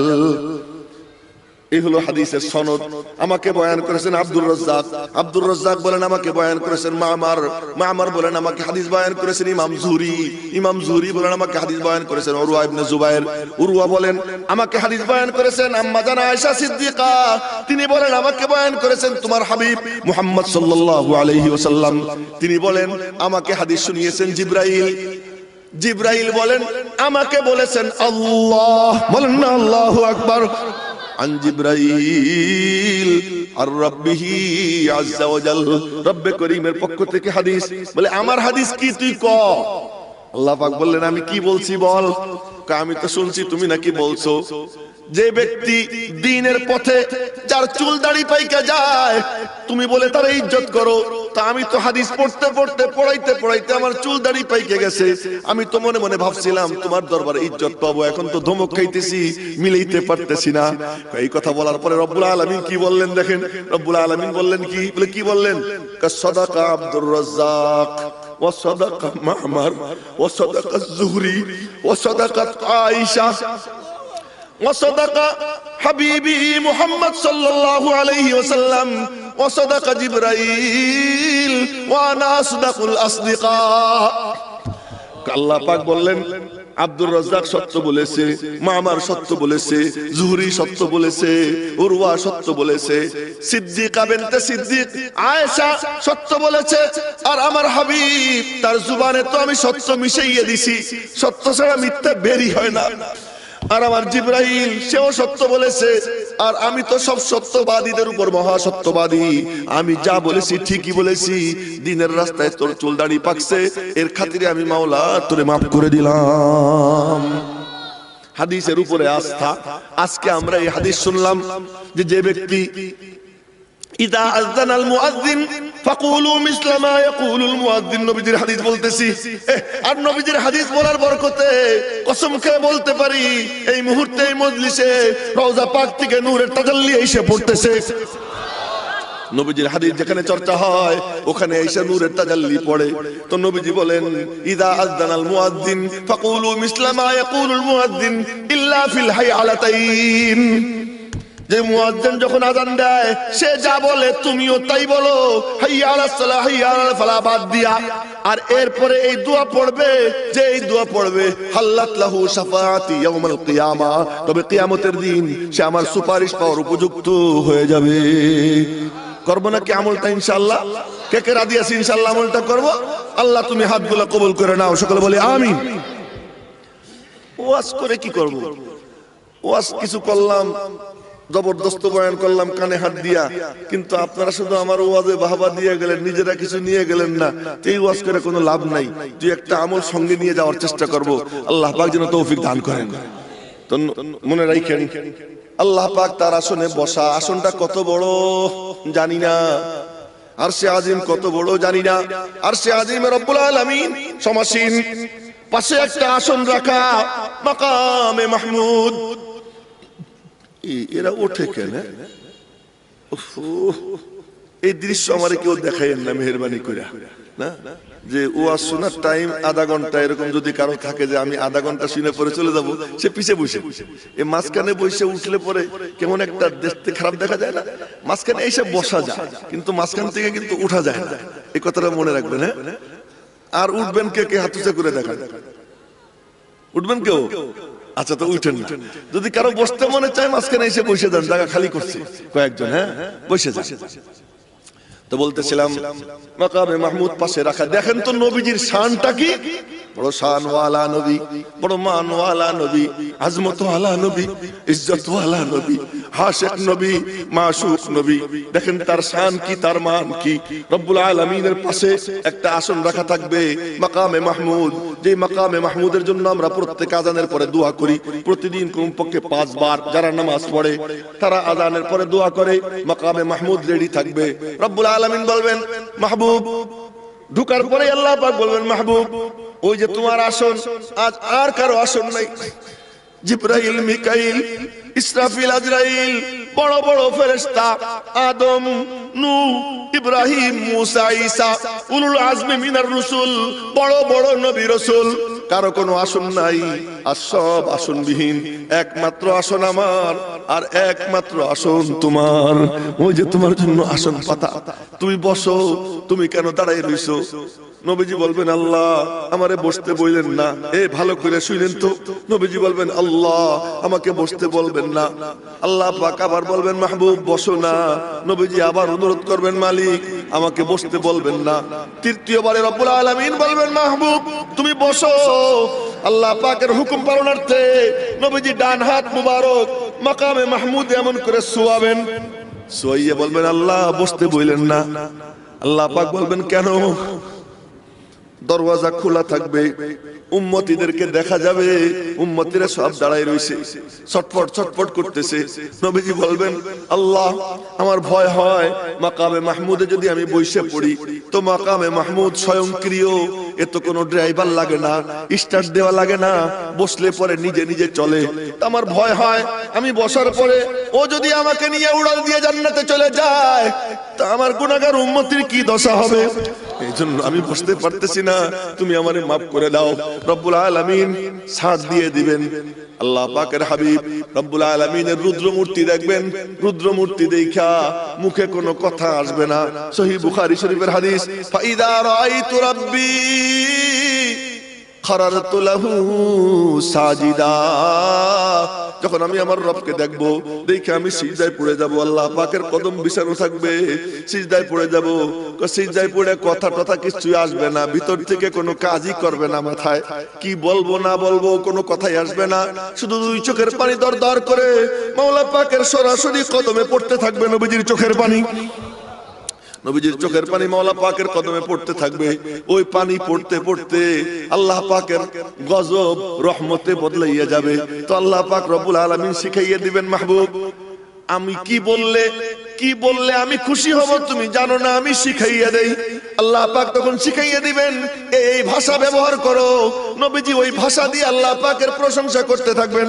প্রশংসা করতে করতে এক পর্যায়ে রব্বুল আলামিনের কুদরতি হাত নবীজির মাথার উপরে পড়বে। মাহবুব তোমার চোখের পানি তো সহ্য করা যাইতেছে, তোমার চোখের পানি বরদাস্ত করা যাইতেছে না, উঠাও মাথা, উঠাও মাথা, উঠাও। আল্লাহ পাক বলবেন, নবীজি মাথা উঠাবেন।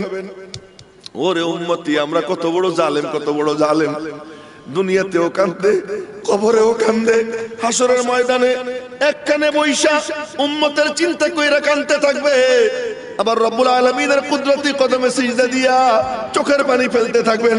এক পর্যায়ে রব্বুল আলামিন বলবেন, মাহবুব মাথা উঠাও। নবীজি মাথা উঠাবেন।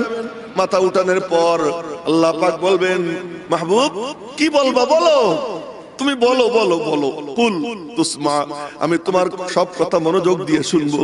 চাও সালতুতা, চাও তুমি কি চাও আমি দিব। ইসমা তুসাফা, সুপারিশ করো তোমার সুপারিশ কবুল করব। তার মানে কি তোমার মতো ভালো কোনো ভিক্ষুক নাই, আমার থেকে ভালো কোনো দাতা নাই। ভিক্ষা চাওয়া তোমার কাম, দেওয়া আমার ইখতিয়ার, দেওয়ার ইখতিয়ার আমি আল্লাহ আর কাউকে দেইনি। তুমি আমার মাহবুব চাইতে পারো কিন্তু দিতে পারো না, দেনেওয়ালা কে? আরো জোরে, দেনেওয়ালা কে? তোমার মতো ভালো কোনো ভিক্ষুক নাই, আমার মতো ভালো কোনো দাতা নাই। ভিক্ষা চাওয়া তোমার কাম, দেওয়া আমার ইখতিয়ার। নবীজি মাথা তুলবেন, মাথা তুলে বলবেন, ও এই হাসরের ময়দানে আমার হাসান কোথায়, আমার হুসাইন কোথায়, আমার ফাতেমা কোথায়?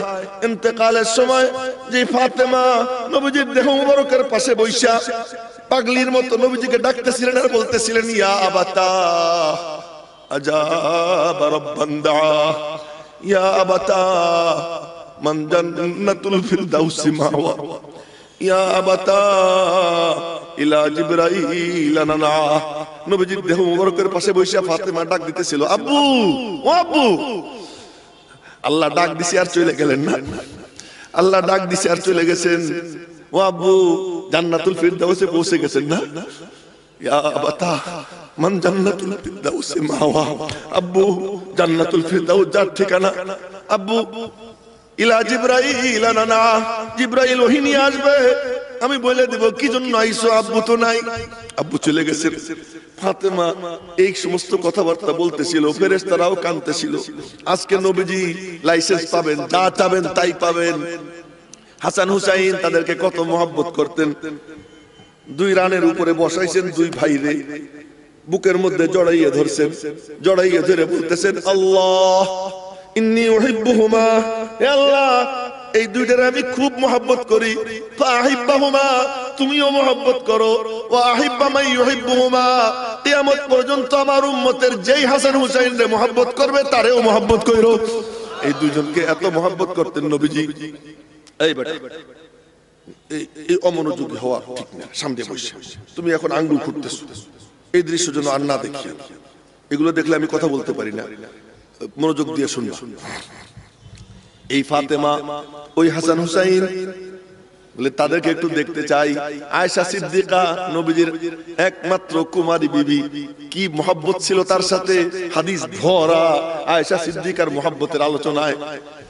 কিন্তু নবীজি কি বলবেন, কারো কথা মনে করবেন না, শুধু বলবেন মালিক আমার এই উম্মত গুলোর নাজাতের ব্যবস্থা করে দাও। তুমি তোমার ব্যবসা নিয়ে ব্যস্ত, তুমি তোমার চাকরি নিয়ে ব্যস্ত, তুমি নতুন গাড়ি কেমনে কিনবা, বাড়ি কেমনে বানাবা, ওইটা নিয়ে ধান্দায় তুমি ব্যস্ত। আর তার ব্যস্ততা তোমারে নিয়া এত বড় নেমুখ হারাম তুমি আমি দেখো। যে নবীজি বলবেন মালিক আমার উম্মতের নাজাতের ব্যবস্থা করে দাও। আল্লাহ পাক বলবেন আচ্ছা ঠিক আছে যাও, এইগুলোরে বাইর করো। একটা লিস্ট ধরাই দিবেন আল্লাহ পাক। ওই লিস্টের মধ্যে কয় কোটি কয় হাজার কোটি আমি জানি না, তবে আল্লাহ পাক একটা লিস্ট ধরাই দিবেন।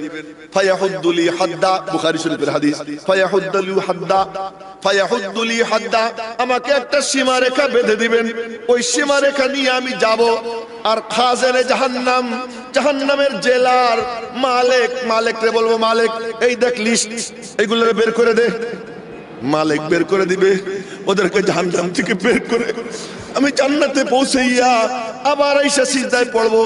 আবার আমার রব আমাকে দিবেন একটা লিস্ট, ওই লিস্ট নিয়ে যাব, আবার ওদেরকে জাহান্নাম থেকে বের করে জান্নাতে পৌঁছাবো। তৃতীয়বারে আসবো, আবার এক দলকে জাহান্নাম থেকে বের করে জান্নাতে পৌঁছাবো। কত হাজার কোটি কত লাখ কোটি আমি জানি না মেরে মোহতারাম ভাইও। এরপরে নবীজি আসবেন, এসে বলবেন আল্লাহ আরো তো রইয়া গেছে, আমি ভালো করে চিনি না ওইগুলারে। রব্বুল আলামিন বলবেন পাইছোটা কি, সব কি তুমি করবানি, আমারে কিছু করবার দিবা না? সবই কি তুমি করবা, আমারে কিছুই করতে দিবা না? আল্লাহ পাক বলবেন শাফাআতা, শুনেন শাফাআতা, ওয়া শাফাআন নাবিয়ুন ওয়া শাফাআল মুরসালুন ওয়া শাফাআ ফুলানুন ওয়া ফুলান ওয়া লাম ইয়াবকা ইল্লা আরহামুর রাহিমিন। সুপারিশ তুমি করছো, দরওয়াজা খুলে দিছো, সব নবীরা করছে, রাসূলরা করছে, সব ওলিয়া উলিয়ারা করলো, এখন তো আর কেউ বাকি নাই, এখন আমি আরহামুর রাহিমিন একাই বাকি আছি, এখন আমারে করতে দাও। রব্বুল আলামিন নিজে তার কুদরতি থাবা দিবেন জাহান্নাম থেকে। আল্লাহ পাকের মুষ্টি কত বড়, কথা বলে না কেন, কত বড় রে ভাই, আল্লাহু আকবার বলা যায় না? আল্লাহ পাকের মুষ্টি কত বড়, যার কুদরতি এক আঙ্গুলে 7 আসমান থাকতে পারে, তার কুদরতি কবজি, তার কুদরতি থাবা কত বড় হইতে পারে। আল্লাহ পাক এক মুঠ উঠাবেন, ওই মুঠগুলো সরু হুমামা, সব একেবারে কালা কয়লা, মাথার থেকে পা পর্যন্ত শুধু কয়লা, কোনো চেহারার কিচ্ছু দেখা যায় না, চোখও দেখা যায় না, নাকও দেখা যায় না, মাথার থেকে পা পর্যন্ত কালা আর কালা। নবীজি বলেন সরু হুমামা, সব একদম কয়লা হয়ে যাবে। বলে কয়লা হইলে কি হবে? সিনার 4 আঙ্গুল নিচে একটা ছোট্ট ছিদ্র থাকবে, ওই ছিদ্র দিয়া ফিনকি দিয়া মাওলা পাকের নামের নূরের তাজাল্লি বের হইতে থাকবে।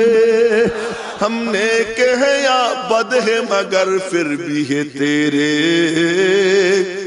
हमने के है या बद है मगर फिर भी है तेरे, निस्बत तो बड़ी अच्छी मगर हाल है बुरे। যতই হই গান্দা তারপরেও তোমার বান্দা। আল্লাহ পাকের নাম যার কলবের মধ্যে আছে, বড় দামি নাম, এই কালিমা বড় দামি কালিমা, এই তাওহীদের কালিমা যার সিনায় আছে, ও গোপন থাকে না। যত কয়লাই হোক, যত কালাই হোক, দাড়ি সেই ফেলাক, আর যাই করুক, কলবের মধ্যে যদি ঈমান থাকে, আল্লাহ পাক ওই ঈমানের নূর বের করে দেয়। ওখানে ওই কয়লা তার সিনার 4 আঙ্গুল নিচ থেকে একটা ছিদ্র থাকবে, ওই ছিদ্র দিয়া ওই নামের নূরের তাজাল্লি ফিনকি দিয়ে বের হইতে থাকবে। তো আল্লাহ পাক এইগুলোরে এক মুঠ উঠাইয়া জাহান্নামের জান্নাতের কিনারায় একটা নদী থাকবে, ওই নদীর নাম হলো জীবন নদী, নাহরুল হায়াত। আরবিতে বলে নাহরুল হায়াত, বাংলায় বললে জীবন নদী। জীবন নদীর পানিতে ফেলবেন, মাত্র কয়েক সেকেন্ডের মধ্যে তরতাজা হইয়া গজাইয়া উঠবে। 130 ফিট লম্বা, 130 ফিট লম্বা, সুন্দর সুন্দরী 33 বছরের যুবক যুবতীতে সব পরিণত হয়ে যাবে। আল্লাহ পাক রব্বুল আলামিন ওই সবগুলোকে জান্নাত দিবেন। এরপরে বাকি থাকবে একজন, সব শেষ। যারা জান্নাতে যাবার জান্নাতে চলে গেছে, যারা জাহান্নামে যাবার জাহান্নামে চলে গেছে। এরপরে বাকি থাকবে একজন, ও জাহান্নামের কিনারায় আইসা এরকম খামচাইতে থাকবে, দেয়াল খামচাইয়া খামচাইয়া কত দূর উঠবে, উঠে ধপাস করে পড়ে যাবে, উঠতে পারবে না। পড়তে সময় ডাক দিবে, ও আল্লাহ মরলাম, আল্লাহু আকবার, ওরে আল্লাহ মরলাম। কি কি বলবে আল্লাহ জানে, চিৎকার দিবে, এতটুকু হাদিসে আসছে। তা চিৎকার দিলে আমরা কি বলে চিৎকার দেই, ওই তাই বলবে, চিৎকার দিলে যে ওরে আল্লাহ রে মরলাম, গেলাম, শেষ হয়ে গেলাম, জ্বলে পুড়ে সারখার হয়ে গেলাম, বলতে থাকবে। আল্লাহ পাক ফেরেশতা পাঠাবেন, যা তো এই দেড় ব্যাটারি চিল্লে এখানে খোঁজ নে। ফেরেশতা গিয়ে জিজ্ঞেস করবে, কিরে চিল্লেস কেন? আল্লাহ একটু বলো, আমার একটু জাহান্নামের পাড়ে উঠে দে, আর কিচ্ছু চাবো না। তো আল্লাহ পাক বলবেন, ওরে আমি বিশ্বাস করি না, পাড়ে উঠে দিলে পরে বলবে আমার আর একটু আগে দাও, ওরে বিশ্বাস করি না। ফেরেশতা গিয়ে বলবে, তোরে তো আল্লাহ বিশ্বাস করে না, তোরে তো উঠে দিলে বলে তুই আরো কি চাবি? আল্লাহর কিরা, আমার বাপের কিরা, মার কিরা, কিরা খাইতেই থাকি, অনেকগুলো কসম খাবে। হ্যাঁ, এই হাদিস শুনে যদি কেউ হাইসা দেয়, আল্লাহ পাক আমল নামায় সুন্নতের উপর আমল করা সব দান করে দিবে না। তো ও কসম কসম খাওয়ার পরে মনে মনে বলবে, আল্লাহরে বিশ্বাস করাই ফেলছি। আল্লাহ পাক বলেন, আচ্ছা ঠিক আছে, বিশ্বাস করলাম, দে উঠাই দে, উঠাই দিবে, উঠাই দিবে। আল্লাহু আকবার বলা যায় না, উঠাই দিবে।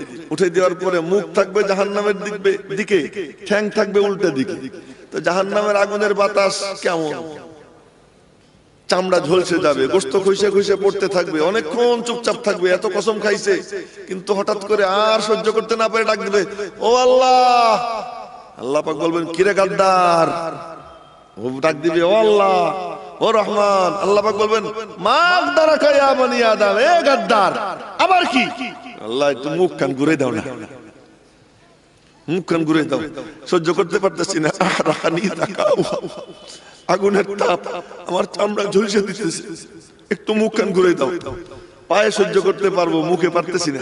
আল্লাহ রে বল, আল্লাহ পাক বলবেন, মুখ ঘুরে দিলে তো আবার বলবি না যে আর একটু আগে দাও, বলেন না আল্লাহু আকবার।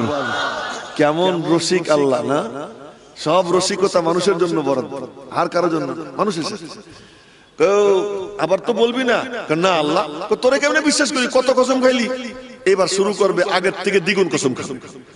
দুনিয়াতে আল্লাহ ছাড়া অন্য কোনো কিছুর কসম খাওয়া যায় নাই, কিন্তু মরার পরে কোনো বিধিনিষেধ নাই, যে কোনো জিনিসের কসম খাবে। জিবরাইলের কসম, মিকাইলের কসম, নবীজির কসম, আজরাইলের কসম, এ যত মনে পড়বে সব কসম খাইতে থাকে। আল্লাহ পাক বলবেন, আচ্ছা ঠিক আছে বিশ্বাস করলাম, ঠিক আছে মুখ ঘুরে দে। তো মুখ তো ঘুরে দিবে। তো মুখ ঘুরে দিলে পরে পায়ে কিন্তু গরম সহ্য হয়, মুখে সহ্য হয় না, মুখের চামড়া তো অনেক সফট। তো অনেকক্ষণ চুপচাপ থাকবে, চোখ টোক বন্ধ থাকবে।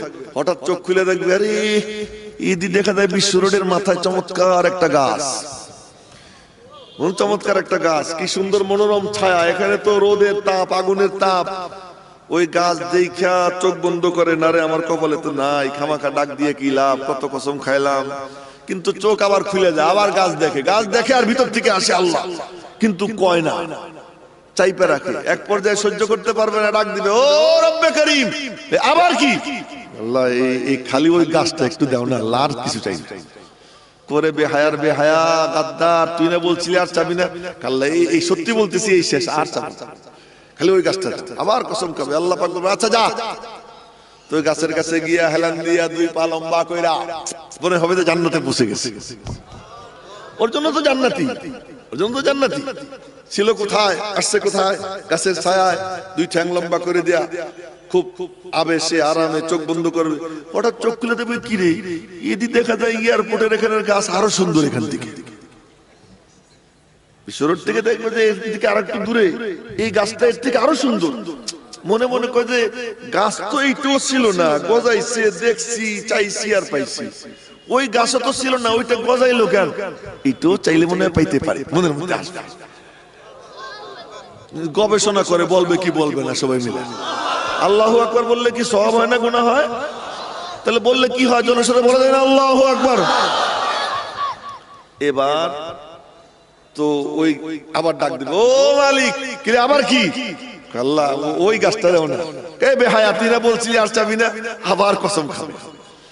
আল্লাহ বলে, ঠিক আছে যা, আর ডাক দিস না। না ঠিক আছে আর দিব না ডাক। তো ওই গাছের কাছে যাবে, ওই গাছের কাছে গিয়া হেলান দিয়া বইসা চোখ খুলে দেখে আরে ওই জান্নাতের গেট দেখা যায়। বলবেন না আল্লাহু আকবার? জান্নাতের গেট দেখা যায়। জান্নাতের গেট কেমন? তাজমহলের গেটের মতো না? হ্যাঁ, আমাদের বাড়ি ধারা গুলশানের আলিশান বালাখানা যাদের, ওই গেটের মতো। আরে ও ধারে কাছে ও কল্পনাই করা যায় না। নবীজি বলতেছেন মালা আইনুন রাত ওয়ালা উযুনুন সামিআত ওয়ালা খাতারা আলা কলবি বাশার। আল্লাহ পাক নবীজিকে নিয়ে দেখাইছেন যে তুমি দেখে যাও মাহবুব জান্নাত কেমন, জান্নাত কেমন, জাহান্নাম কেমন, জান্নাতের গেট গুলো কেমন, জান্নাতের নাজ ও নিয়ামত কেমন। আল্লাহ পাক নবীজির দেখাইছেন। নবীজি এসে বলতেছেন হে আল্লাহ তোদের জন্য বরাদ্দ করে রাখছেন এমন জান্নাত মালা আইনুন রাত, যা কোনো চোখ কোনোদিনও দেখেনি, যা কোনো কান কোনোদিনও শুনেনি, যা কোনো অন্তর কোনোদিনও কল্পনা করতে পারেনি। এমন গেট চোখে পড়বে, কতক্ষণ চুপ থাকা যায়, মনে মনে বলে আমি তো পোড়া কপাল, আমার কপালে তো জান্নাত নাই, দেখে কি দরকার, দেখবো না। চোখ নিচে করে কে যেন চোখ খুলে দেয়, আবার গেটের উপরে চোখ পড়ে, গেটের উপরে চোখ পড়ে, আর ভিতর থেকে আসে আল্লাহ। মনে মনে বলে না রে ডাক দিব না, কপালে যখন জান্নাত নাই আল্লাহ তো আমার জান্নাত দিবে না, কসম তো অনেক খাইছি না, আর ডাক দিব না। এক পর্যায়ে অনেকক্ষণ পর আর সহ্য করতে পারবে না, কেমনে পারে, ভিতর থেকে আসে মান্নামিগু ইয়ামানাল হক ইয়ারে মিগু ইয়াদবগো চুনো মিগু ইয়ামুরা দিলদারে মিগু ইয়াদবগো। মনসুর আল্লাহ জানাল হক কয়, আলেমরা বলে কইলো না, আচ্ছা বলবো না। এরপরে বলে আবার যদি বলো তোমার শুলে চড়ানো হবে, ঠিক আছে আর বলবো না। ঠোঁট ধরে বসে থাকে, হঠাৎ করে ঠোঁট যখন ছেড়ে দিছে এমনি বের হয় আনাল হক আনাল হক আনাল হক। সবাই বলে তোমার কি লজ্জা নাই, শরম নাই, তোমার এত হুমকি ধমকি দেওয়া হয় তারপরেও কেন বলো? বলতে তো চাই না কিন্তু ঠেকাইতে তো পারি না। বলে কেন? কামান্না মিগু ইয়ামানাল হক ইয়ারে মিগু ইয়াদবগো চুনো মিগু ইয়ামুরা দিলদারে মিগু ইয়াদবগো। আনাল হক তো আমি বলি না, আমার মাওলা আমারে দিয়ে বলায়, বলা যখন বন্ধ করি কে যেন ভিতর থেকে বের করে দেয়। ও মনে মনে কয় মাওলা ডাকতে তো চাই না কিন্তু বারবার তোমার নাম শুধু ভিতর থেকে আইসা যায়, ঠেকাইতে তো পারি না। এক পর্যায়ে বলে উঠবে ইয়া আরহামার রাহিমিন, ও রব্বে করিম। আল্লাহ পাক বলবেন আবার কি, আবার ডাক দিলি কেন? মালিক তোমার জান্নাত চাই না, জান্নাতের গেটটা যেহেতু দেখে ফেলাইছি আমার একটু গেটের পাশে নিয়ে দাও, একটু গেটের পাশে চুপচাপ বসে থাকবো, জান্নাতে যাব না, জান্নাত আমার দরকার নাই। হাদিসের ভাষা কদ্দিমনি ইলা বাবিল জান্নাহ, জান্নাতের গেটের পাশে আমারে নিয়ে দাও, আমি একটু ওখানে হেলান দিয়ে বসে থাকবো। জান্নাতের গেটের পাশে আল্লাহ পাক নিয়ে দিবেন, জান্নাতের গেটে হেলান দিয়া এখন যেন কি শোনা যায়, কানে যেন কি আওয়াজ ভাইসে আসে। এক জান্নাতের জন্য আল্লাহ পাক ৭২ জন হুর বরাদ্দ করছেন। জান্নাতি এক বিবি, দুনিয়ার বিবিও মিলবে, ৭৩ জন হবে। আরো একজন রব্বে করিম অতিরিক্তের কোঠার থেকে দান করবেন। এই ৭৩-৭৪ জন বিবি, এরা তারে মাঝখানে রাইখা চতুর্দিকে নাচতে থাকবে, গাইতে থাকবে। সুর কেমন তা তো জানি না, তবে শব্দ কিছু হাদিসে পাইছি। ওই শব্দগুলো শুনে নবীজি শুনাইছেন, নবীজি তাই না আসছেন কি কি শব্দ বলবে, উম্মতিরে বইলা দিবেন এই শব্দ বলবে, কি বলবে? কান্নাহনুল খালিদাতু ফালা নাবিদু। শুনবো আর মনে মনে বলবো আল্লাহ জান্নাতে নিও। এই জান্নাতের গান শুনেইও, দুনিয়ার গান যেন না শুনি। যদি জান্নাতের গান শুনতে চাও দুনিয়ার গান শোনা বন্ধ করো, কানের মধ্যে কি একটা ঠুইসে দাও, মোবাইল পকেটে থাকে সমানে গান চলে, কানটারে পচাও। ওখানের গান যদি শুনতে হয় দুনিয়ার গান শোনা বাদ দাও। ওখানের হুর যদি দেখতে হয় দুনিয়ার বেগানা নারী দেখা বন্ধ করে দাও। ওখানের রং তামাশা যদি দেখতে চাও তাহলে সিনেমা দেখা বন্ধ করো, টেলিভিশন দেখা বন্ধ করো, ফেসবুকের নেকেট ছবি দেখা বন্ধ করো। কথাগুলো বলতেছি মাওলা যেন আমারও আমল করবার তৌফিক দেয়, আপনাদেরকেও যেন আমল করবার তৌফিক দেয়। এই জন্য বলতেছি রে মেরে মোহতারম ভাইও, যদি ওখানে দেখতে হয় এখানে চোখটারে নিয়ন্ত্রণ করো, কানকে নিয়ন্ত্রণ করো। কি চমৎকার সুর তাদের। নবীজি বলেন যদি ওই সুর লহরী দুনিয়ার মানুষ একবার দুনিয়ায় থেকে শুনতে পায়, এমন বেহুশ হবে কিয়ামত পর্যন্ত তার হুঁশ আসবে না। হাদিসে পাকে নবীজি বলেন ওরা কি গাবে তাই শুনেই, নাহনুল খালিদাতু ফালা নাবিদু ওয়া নাহনুন নাইমাতু ফালা নাবআসু ওয়া নাহনুর রাদিয়াতু ফালা নাসখাতু তুবা লিমান কানা লানা ওয়া কুন্না লাহু। এই সুর লহরী চলতে থাকবে, কানে আওয়াজ আসবে, মনে মনে বলে না রে শুনবো না, শুনলেই তো শুধু ডাক দিতে মনে চায়, আমার কপালে তো জান্নাত নাই। মওলা বলবে বেহায়া, তোর লজ্জা শরম নাই, কত কিছু কবে দরকার নাই, শুনবো না। কানে আঙ্গুল দেয় কিন্তু আওয়াজ আটকায় না, আওয়াজ তার কানে পৌঁছে যায়। এক পর্যায়ে সহ্য করতে না পাইরা হঠাৎ করে এদিক ওদিক তাকাবে, তাকাইয়া দেখবে জান্নাতের গেট একটুখানি খুলে গেছে। জান্নাতের ভিতরে নাজ নিয়ামত দেখা যায়, ফলমূল দেখা যায়। জান্নাতের ভিতরের দৃশ্য কেমন, একটা দৃশ্যের কথা বলি কোরআনে কারীমে যেটা আসছে। রব্বে করিম বলেন ওয়ালাকু ফিহা মা তাশতাহিহিল আনফুস ওয়া তালাজ্জুল আয়ুন ওয়া আনতুম ফিহা খালিদুন। মনে যা চাবে, মনে যা চাবে, মনের সাথে সম্পর্ক, কুটা লাগবে না, হাঁটা লাগবে না, পাড়া লাগবে না, মনের সাথে সব কিছু সম্পর্ক থাকবে। গাছের মগ ডালে ফল পাইকে থাকবে, জান্নাতি সোফায় বসে থাকবে, আরাম কে দাঁড়ায় বসে থাকবে। দুনিয়াতে তো সিট পাওয়ার আছে, কোন কোন গাড়িতে সিট পাওয়ার, সুইচে চাপ দিলে পিছনের দিকে হেলে, আবার সুইচে চাপ দিলে সোজা হয়ে যায়। ইউনাইটেড হসপিটালে আমি কয়দিন ছিলাম এক অপারেশনে, তো ওখানে যে আমার ইটা দিল চৌকিটা, আমি দেখি টিপ দেই একটু উঁচা হয়, টিপ দেই একটু নিচে নামে, এই চৌকিতে ছিলাম। আরে এখানে তো টিপ দেওয়া লাগে, আর জান্নাতের হাল এমন হবে কোনো টিপা টিপির ব্যাপার না। মনে মনে বলবে চেয়ার একটু উঁচু হোক, চেয়ার উঁচু হয়ে যাবে, চেয়ার একটু নিচু হোক, চেয়ার নিচু হয়ে যাবে। অফিহা মা তাশতাহিহিল আনফুস, খাবো কি খাবো, কই মগ ডালে ফল থাকবে, কয়েক মাইল উঁচুতে গাছের আগায় ফল, চেয়ারে বসে দেখবো, মনে মনে বলবো ফলটা যদি খাইতে পারতাম। রব্বে করিম বলেন তোর মনে চাইতে না চাইতে ওই গাছকে আমি এমন ভাবে বানাইয়া রাখছি, তোর মনে চাইতে না চাইতে ওই গাছ নিচে হবে, মগ ডালের ফল তোর মুখের মধ্যে ঢুকে যাবে। কুতুফুহা দানিয়া ওয়াদানিয়াতান আলাইহিম যিলালুহা ওয়াযুল্লিলাত কুতুফুহা তাযলিলা। রব্বে করিম বলেন এ তোর কষ্ট করা লাগবে না, মুখের মধ্যে ঢুকবে। আচ্ছা বলেন তো ওই যে আনার ফল, ওই যে আঙ্গুর, এই দুনিয়ার আঙ্গুর নাকি জান্নাতের আঙ্গুর? জান্নাতের আনার, জান্নাতের আনার তার চেহারাই আলাদা, আকর্ষণীয় আলাদা। নামাজের মধ্যে নবীজি দেখছেন, যেই নবীজি দোয়া করতেন আল্লাহুম্মা আহিনি মিসকিনা ওয়া আমিতনি মিসকিনা ওয়াহশুরনি ফি জুমরাতিল মাসাকিন। আল্লাহ তুমি আমাকে মিসকিন অবস্থায় হায়াত দাও, মিসকিন অবস্থায় মউত দিও, মিসকিনদের কাতারে হাসর কইরো। সেই নবীজি নামাজে দাঁড়াইয়া, বুখারী শরীফের হাদিস, নামাজে দাঁড়াইয়া দুই হাত সামনের দিকে বাড়াইয়া এমন করে ধরতে গেছেন, আবার সোজা হয়ে নামাজ শেষ করছেন। নামাজ শেষ করার পরে সাহাবীরা বললেন ইয়া রাসূলুল্লাহ নামাজের মধ্যে ওইটা কি করলেন? বলে সাহাবীরা দেখলো কেমনে, না দেখলো কেমনে, ওই চোখের কোনা নবীজির দিকে থাকতো, কি হয় না হয় এইটা দেখাও তাদের জন্য সওয়াবের ছিল। দৃশ্য তারা দেখছেন।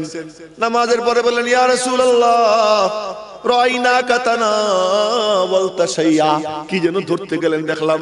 নবীজি বললেন ঠিকই দেখছো, ধরতে গেছিলাম। কি ধরতে গেছিলেন? লোভ সামলাইতে পারতেছিলাম না, জান্নাতের আঙ্গুর ফল আমার সামনে এসে ঝুলতেছিল। জান্নাত আইনা, জান্নাত আইনা আমার মাওলা আমার সামনে হাজির করে দিল। আঙ্গুর ফল ঝুলতেছিল, আঙ্গুরের ছড়া। তো মনে চাইতেছিল ছিঁড়ে আনি, হাত বাড়াইছিলাম। পরে আবার চিন্তা করলাম না, জান্নাতের ফল জান্নাতে গিয়ে খাবো।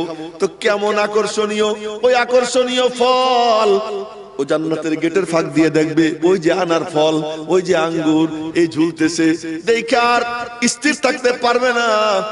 মনে মনে বলবে সবই তো দেখছি, চাইছি আর পাইছি, এইটা আল্লাহ কেন দেখাইলো? না আল্লাহু আকবার। গাছ ছিল না দেখলাম, চাইলাম আর পাইলাম। জান্নাতের গেট ও রেঞ্জের বাইরে ছিল, যখন রেঞ্জের মধ্যে আইসে গেছে চাইছি আর পাইয়ে গেছি। এখন আবার আল্লাহ জান্নাত আমারে দেখাইলো কেন? নিশ্চয়ই জান্নাতটাও মনে হয় দিবার পারে। মনে মনে জল্পনা কল্পনা করতে করতে হঠাৎ করে ডাক দিবে আল্লাহ। বলেন না আল্লাহু আকবার। রব্বে করিম আবার বলবেন মা আগদারাকা ইয়া বানি আদম আলাম তুআহিদনি আল্লাহ তাসআলানি শাইয়া। এ গাদ্দার, তুই কি আমার সঙ্গে চুক্তি করিস নি যে আর চাবি না, কসম কাটিস নি যে আর চাবি না? কহা আল্লাহ কসম তো খাইছিলাম, আর চাবো না বলছিলাম। ঠিক আছে সব। এরপরে মনে মনে কয় আমি তোমারে চিনি, তুমি ওই মাওলার মাওলা যে মাওলা জীবন নদীর জাহান্নামের থেকে কয়লা উঠাইয়া জীবন নদীর পানিতে ফেলাইয়া ওদেরকে তরতাজা বানাইয়া সবগুলোকে জান্নাত দিছো। আর আমারে তুমি মেহেরবানি কইরা জাহান্নাম থেকে উঠাইয়া কাতরাইয়া কুতরাইয়া জান্নাত পর্যন্ত আসবার তৌফিক দিয়া জান্নাতের গেট খুইলা জান্নাতের নাজ ও নিয়ামত দেখাইয়া আবার তুমি আমাকে জাহান্নামে ফেরত পাঠাবা, এমন মাওলা তুমি না? আমি তোমারে ভালো করে চিনি, আমি তোমারে ভালো করে চিনি। রব্বে করিম বলবেন এ তুই কি চাবি চা। সাংঘাতিক শেষর, তুই সাংঘাতিক শেষর বেহায়া। আরে মজা, আল্লাহ পাক মজা করতেছেন। এ বে শেষর, তুই কি চাবি চা। ও মনে মনে বলবে এই চাই এই চাই এই চাই। কি চাবে? চাওয়ার যোগ্যতা লাগবে তো, চাইতেও যোগ্যতা লাগে, ওই যোগ্যতাও নাই। এক জান্নাতে যা যা আছে চাবে যোগ্যতা নাই। কিছু দূর চাওয়ার পরে চাওয়া শেষ, আল্লাহ পাক বলবে রে গাধা, কিচেন রুমের কথা বললি না, ডাইনিং স্পেসের কথা বললি না, কনফারেন্স রুমের কথা বললি না। বিভিন্ন জিনিস মাওলা তার মাথার মধ্যে ঢেলে দিবেন। এক জান্নাতে যা যা লাগে সব কিছু মনের মধ্যে ঢেলে দিয়া রব্বে করিম বলবেন তোর চাওয়া কি শেষ? ওর চাওয়া না আল্লাহর শিখিয়ে দেওয়া চাওয়া।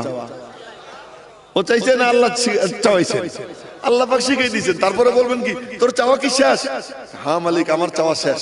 আল্লাহ পাক বলবেন লাকা মা তামান্নাইতা ওয়া আশারাতু আমসালিহি, তুই যা চাইলি তার 10 গুণ আমি তোরে দিয়ে দিলাম। জোরে বলেন না আল্লাহু আকবার। তখন ও বলবে কি জানেন? আতাস্তাহজিউ মিন্নি ওয়া আনতা রাব্বুল আলামিন, এত বড় রব তুমি, সারা জাহানের রব, আদমের রব, মুসার রব, আসমানের রব, জমিনের রব, কুল মখলুকাতের রব হইয়া এ আমার মতো একটা ছোট্ট বান্দা, তার সাথে তুমি ঠাট্টা করো। তুমি আমারে গাছের ছায়া দিবার চাও না, জান্নাতের গেটের কিনারে আসতে দিতে চাও না, আর এখন তুমি আমারে 10টা জান্নাত দিয়ে দাও। ঠাট্টা করনি আমার সাথে। আল্লাহ পাককে বলবেন, আল্লাহ পাককে বলবে আমার সাথে ঠাট্টা করনি। এই কথা বইলা আমার নবীজি রাহমাতুল লিল আলামিন হা হা করে হাসে দিবেন। নবীজির মাড়ির দাঁত দেখা যায়। আমার নবীজি কখনো হা হা করে হাসতেন না, মুস্কি মুস্কি হাসতেন, কিন্তু এবার হা হা করে হাসে দিবেন। সাহাবীরা বিস্ময়ে অভিভূত হইয়া হা করে নবীজির দিকে চাইয়ে রইছে, কি রে নবীজি এমন করে কেন হাসতেছেন? নবীজি তো এমন করে হাসেন না। নবীজি বললেন চাইয়ে চাইয়ে কি দেখো, তোমরাও হাসে দাও। সাহাবায়ে কেরাম হাসে দিবেন। এবার সাহাবীরা জিজ্ঞেস করে ইয়া রাসূলুল্লাহ আপনি কেন হাসলেন? নবীজি বললেন হাসলাম মিন জিহকি রাব্বিল আলামিন, রব্বুল আলামিন হাসে দিবেন এই কারণে আমিও হাসছি। এই হাদিস শুনে যদি কেউ হাসে দেয় আল্লাহ পাক তার আমলনামায় সুন্নতের উপর আমল করার সওয়াব দান করে দেয়। নবীজির তরিকায় হাসলেও জান্নাত, নবীজির তরিকায় বাইরে গিয়া যদি কেউ নামাজও পড়ে নামাজটাও জাহান্নামের কারণ, যদি নবীজির তরিকার বাইরে চলে যায়। তো বলতেছিলাম ওই যে ময়দান কায়েম হবে, ওই ময়দান এ সম্পর্কে ওই সাহাবী বলে, ভুলেন না আমি যে কথা বলতেছিলাম, ওই সাহাবী বলতেছেন ইয়া রাসূলুল্লাহ ওই ময়দানে যদি আপনারে দেখতে মনে চায় আপনার সাক্ষাৎ পাবনি। নবীজি বলেন কেন পাবা না? পাবা, ঠিকানাটা বলে দেন। ওই সাহাবীর জন্য দোয়া করেন আল্লাহ পাক যেন তার কবরকে নূর দ্বারা ভরপুর করে দেয়। ওনার এই প্রশ্নের কারণে ঠিকানা আমিও পেয়ে গেছি, ঠিকানা আপনিও পাইছেন। নবীজি বলেন ইবগানি ফি সালাসাতি মাওয়াদিআ, আদ-দুরুদ শরীফ পড়ার লাভ কি এটাও এখন বুঝবো। নবীজি বললেন ইবগানি ফি সালাসাতি মাওয়াদিআ, আমার তিন জায়গায় খোঁজ করবে। আউয়ালান ইনদাল হাউজিল কাউসার, প্রথমে হাউজে কাউসারের পাড়ে যাবে। ফা ইল্লাম তাজিদনি ফা ইনদাল মিজান, হাউজে কাউসারের পাড়ে যদি না পাও দাড়ি পাল্লার জোনে যাবা, যেখানে আমলনামা মাপা হয়। ফা ইল্লাম তাজিদনি ফা ইনদাস সিরাত, আর যদি ওখানে না পাও তো পুল সিরাতের পাড়ে গিয়ে আমাকে পাবে। ওয়ালা উখতিউ হাযিহিল মাওয়াদিআ সালাস।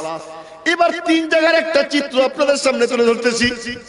হাউজে কাউসার কত বড়, নবীজি বলছেন মা বাইনা আইলা ইলা আদ, বলেন যে আইলা থেকে আদন, মক্কা থেকে ইয়ামান, বিভিন্ন কথা বলছেন, আসলে কিন্তু একটাও ঠিক না।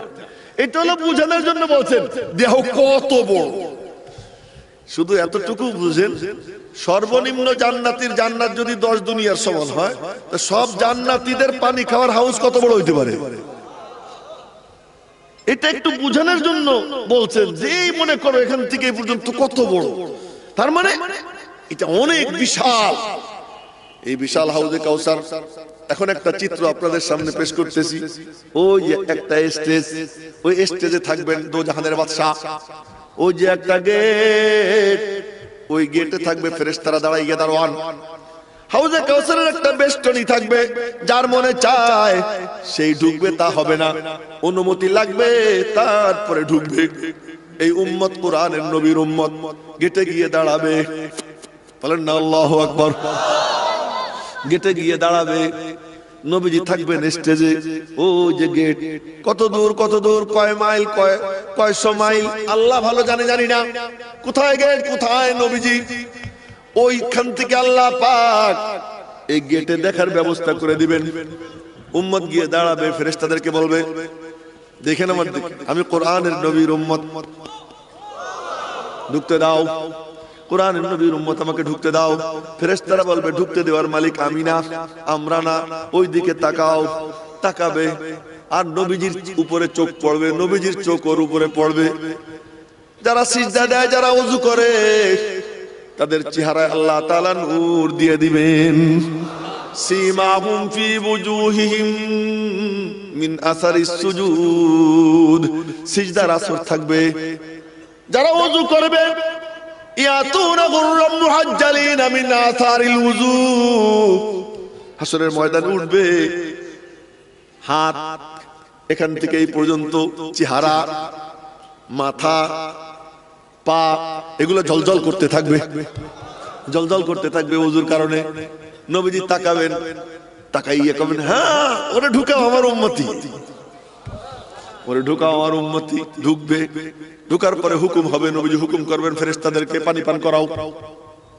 একবার যে পানি পান করবে, একবার যে পানি পান করবে, জান্নাতে যাওয়ার আগে তার আর তৃষ্ণা লাগবে না।